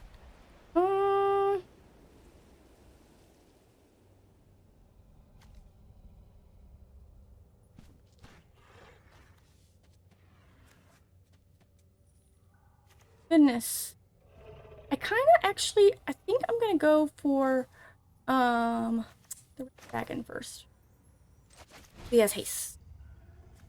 Oh, but nope. That costs my turn. Sorry, math. That's 6. Go to paladin. Have to keep the treasure token. All right. You know, we'll thing because vigilance. There you go. That seems more even. Much better. Much better. I agree. Nice. Thanks. Sometimes they're very polite. It's easy to overlook the basic chat feature in the game. Alright, we got combat inspiration. Rust Monster can't get big, though, until he starts sacrificing artifacts, and he's not willing to sacrifice his treasure token. Until he gets a lot of them. Right, so... Oh, he's got a lot of red mana up. I'm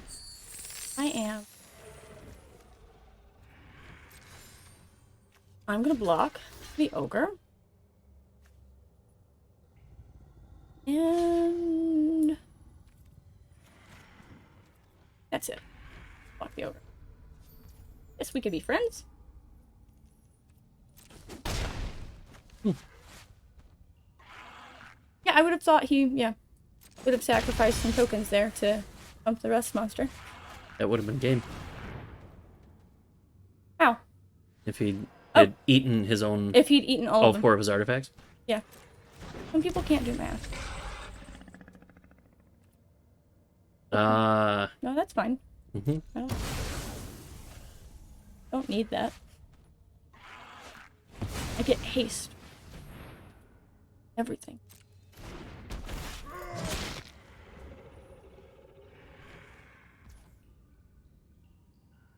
Okay. Oh, drats.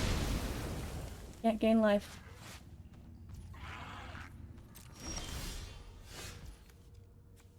Ow.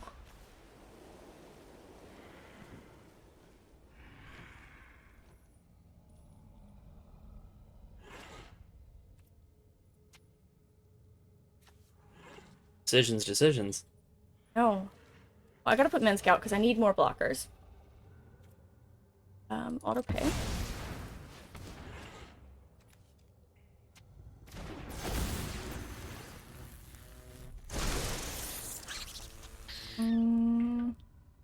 Then I'll pass. Oh, he has all his mana tapped.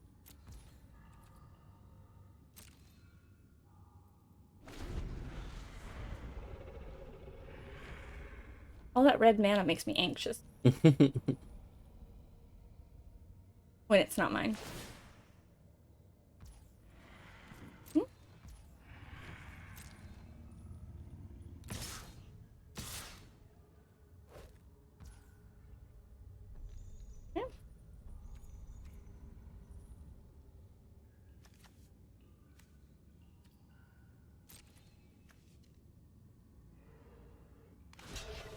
Apologies, Boo.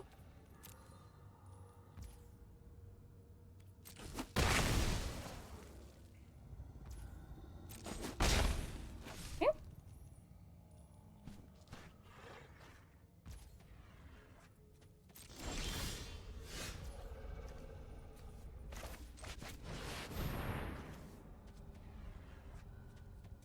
And he's dead.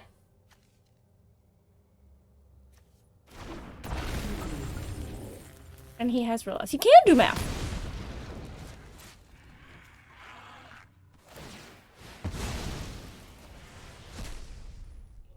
Oh no, he's got a red dragon. Oh, feel really bad. All right. So that was a nice win. So let me go ahead and see who wins the raffle. Congratulations, Mom. You win. Champagne. Champagne. No. You know, on that note, everybody, I guess Mom's gonna learn how to play Magic now. You know, she just enters raffles. She's won all kinds of stuff now. I don't know what any of it is. But, you know, it just means she gets to learn new things. Right? All right. I mean, we have all these cards. She can play the actual game this weekend. I'm not taking these cards to, like... No, but they'll be here. Yes. Let's see. A lot of dragons. Yeah, it's too many dragons in my hand. That's really dependent on me to get a lot of mana really fast, or me to get my Minion of the Mighty. Yeah, that's fair. But all I need is a red.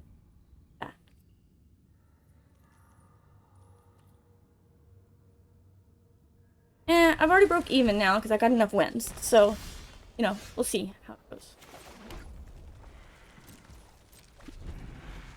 Cast the white, because now it's going to ask me to pass turn over and over.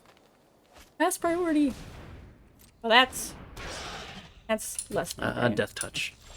And I don't like that everything I'm drawing costs 4. I know, Mitch. I know that. Like, it's easier when it's digital to be like...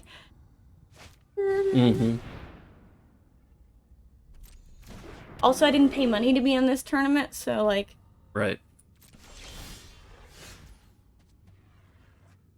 4. Everything costs 4. God. Well, you'll eventually run out of cards that cost 4. Indeed, I have some cards left that cost 5.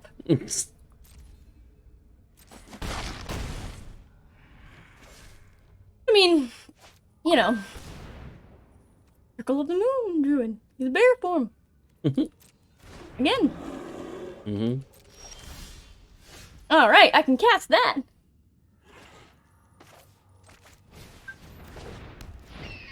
And I'll go ahead and put a Dueling Rapier on it.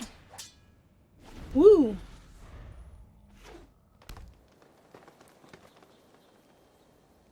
You know how I said all I needed was a red? Ouch. Aww. Oh. Bonk, bonk, bonk. Bonk. Yeah. Bad Bonk, beats. bonk. Bad beats. Oh, kick in the door.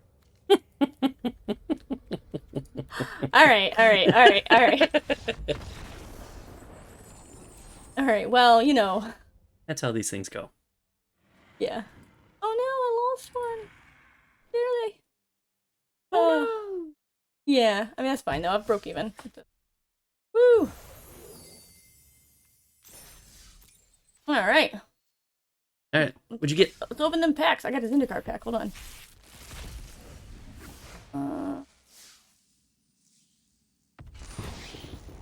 I do like that card. Alright. Let's see what I get. Ooh, my first Manticore. Circle of the Moon Druid. And A Guardian of the Faith. Faith. Nice. Now I got it. Alright, 2 more. Right. And then I think it is 9. Yeah. Ooh, a Flame Skull. Yeah, I like nice.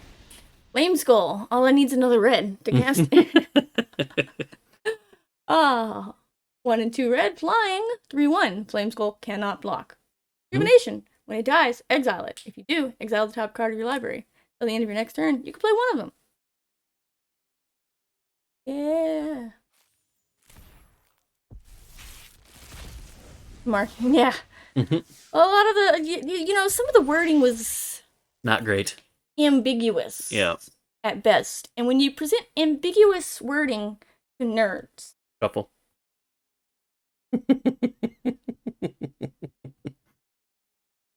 See? You see what happens? You get stuff like that. You get people like this. Hey, I'm a people. I mean, technically, I have another draft token, so I'm good on the I'll start another one, probably tomorrow. Don't know if I'll stream that one. I've got some work that I've got to do, some projects, some D&D work. It's got to be done. These books aren't gonna write themselves. Yeah, these books aren't gonna write themselves. Speaking of books, let me do the one last plug for the thing that Alan is given a discount on. Yeah. Silver Emporium, collection of story-driven cursed items, written mostly by Alan, a bunch of other talented designers, among which he counts me for some reason. You know, other people like who else? Oh, who else we contributed? got Andy Demps. Andy Demps was on there.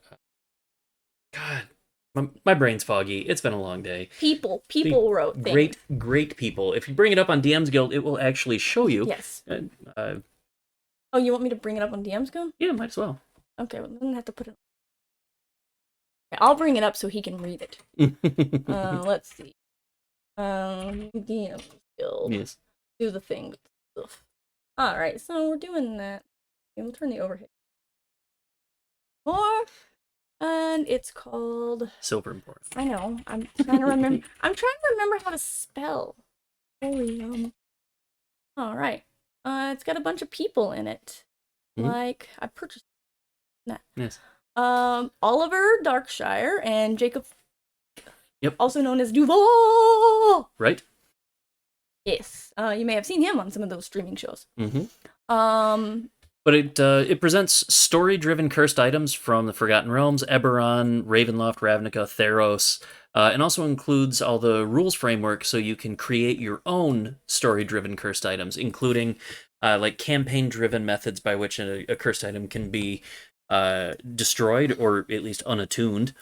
It gives you narrative hooks, all sorts of stuff, and you can do it all completely with just rolling dice on tables if you want to do it very randomly. Yeah. It's normally $3.50 marked down to just 99 cents. Just 99 cents for you guys. We like you. And if you want to, you know, in general support either of us, you can follow us on Twitter and you can find most of our stuff there. I post all my shit. You know, the events I'm gonna do, the things I'm writing, book that I worked on, just launched on Kickstarter today and funded in like 5 minutes. It's going to be super amazing because there's 2 Jennies working on it. So by our powers combined, Jenny D is actually on that project as well. So super thrilled to be part of that. Animal Adventure is a bit more lighthearted than what Alan does. My stuff is usually it's dark. Most of it's pretty dark. This is family friendly, kind of fluffy. There's awakened animals, and we're out in the sea, and there's those islands, and it's just so cute. I like it. Yeah, some of my upcoming stuff will be I'll be talking a lot more about it here probably 6 to 8 weeks out. I've got some projects that I'm doing for Ghostfire Gaming, a company out of Australia. I just finished writing. The one that Sean Merwin is there, along with Joey Hake. Yeah. But I wrote an entire chapter on vampires for their upcoming monster book, and it's a slightly different spin on vampirism. It's terrifying. Some of it's pretty horrifying stuff, but you're gonna love it, Mitch.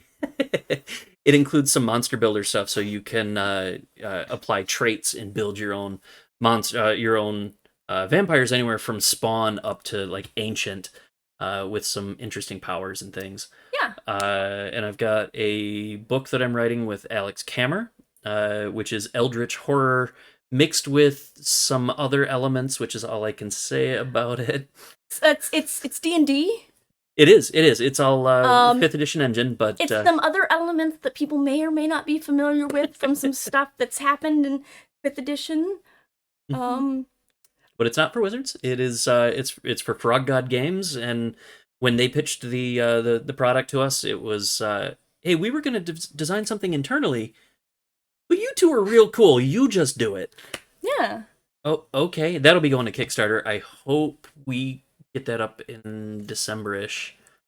But then we've got the guide to the Red Wizards of Thay that I'm writing, also with Alex and with Ed Greenwood. And I've got some things to do this week, and I should have it kicked back to them next week. So within 3 to 4 weeks, I should see a much longer announcement on that. I was going to say, speaking of Red Wizards, but no, the next thing I'm doing is not Red Wizards. It's Ravenloft. Yes. Van Richten's. Yeah, I'm doing another epic, and that'll be coming up this fall.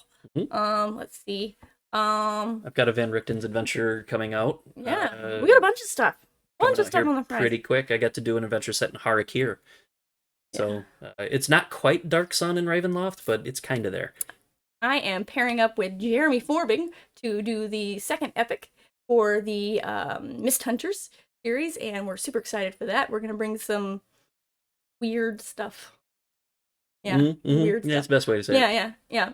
I'm still super psyched about the one that came out right now, because I'm gonna get all the minis for it because they're little awakened animals, and there's a fox adventurer. There's also a goat and a llama and an orangutan and a koala and a bear and a baby kraken. It's Steamforged Games, and their minis are They fabulous. do good work. Yeah. They need to pay. Well, they pay their sculptors well, but they could give them, like, I don't know, more. Otters, yep. Yes, otters. Yes, there are sea otters. I like that one a lot. It was designed by someone very talented. Yep. Actually, all of them were. All of them were. It's been a great project, honestly. Anyways, though, that's it for us tonight. That's all the Magic cards that we have, physical cards to open until we get our box. Box. Yep. Which one is it? It's a box of set boosters. Box, singular. Just one. That was the question. Yeah. Singular. Yeah, all my favorites. All my favorites are in there, Mom. All my favorite creatures. Cats, dogs, all of the good ones. Albatross.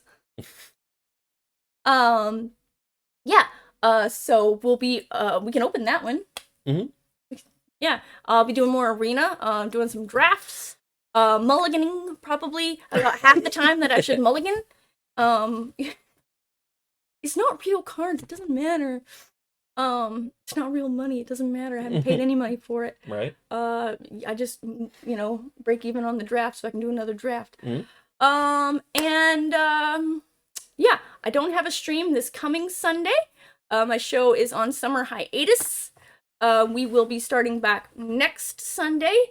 I have Chris Bissett coming on. So if you want to come hang out with me on stream next Sunday, 4 p.m. Central. So that's the first Sunday in August. I think so. Yep. Raccoons. That's a good question. I don't think there's a raccoon. I don't think there were. I don't think there's a raccoon. Raccoon.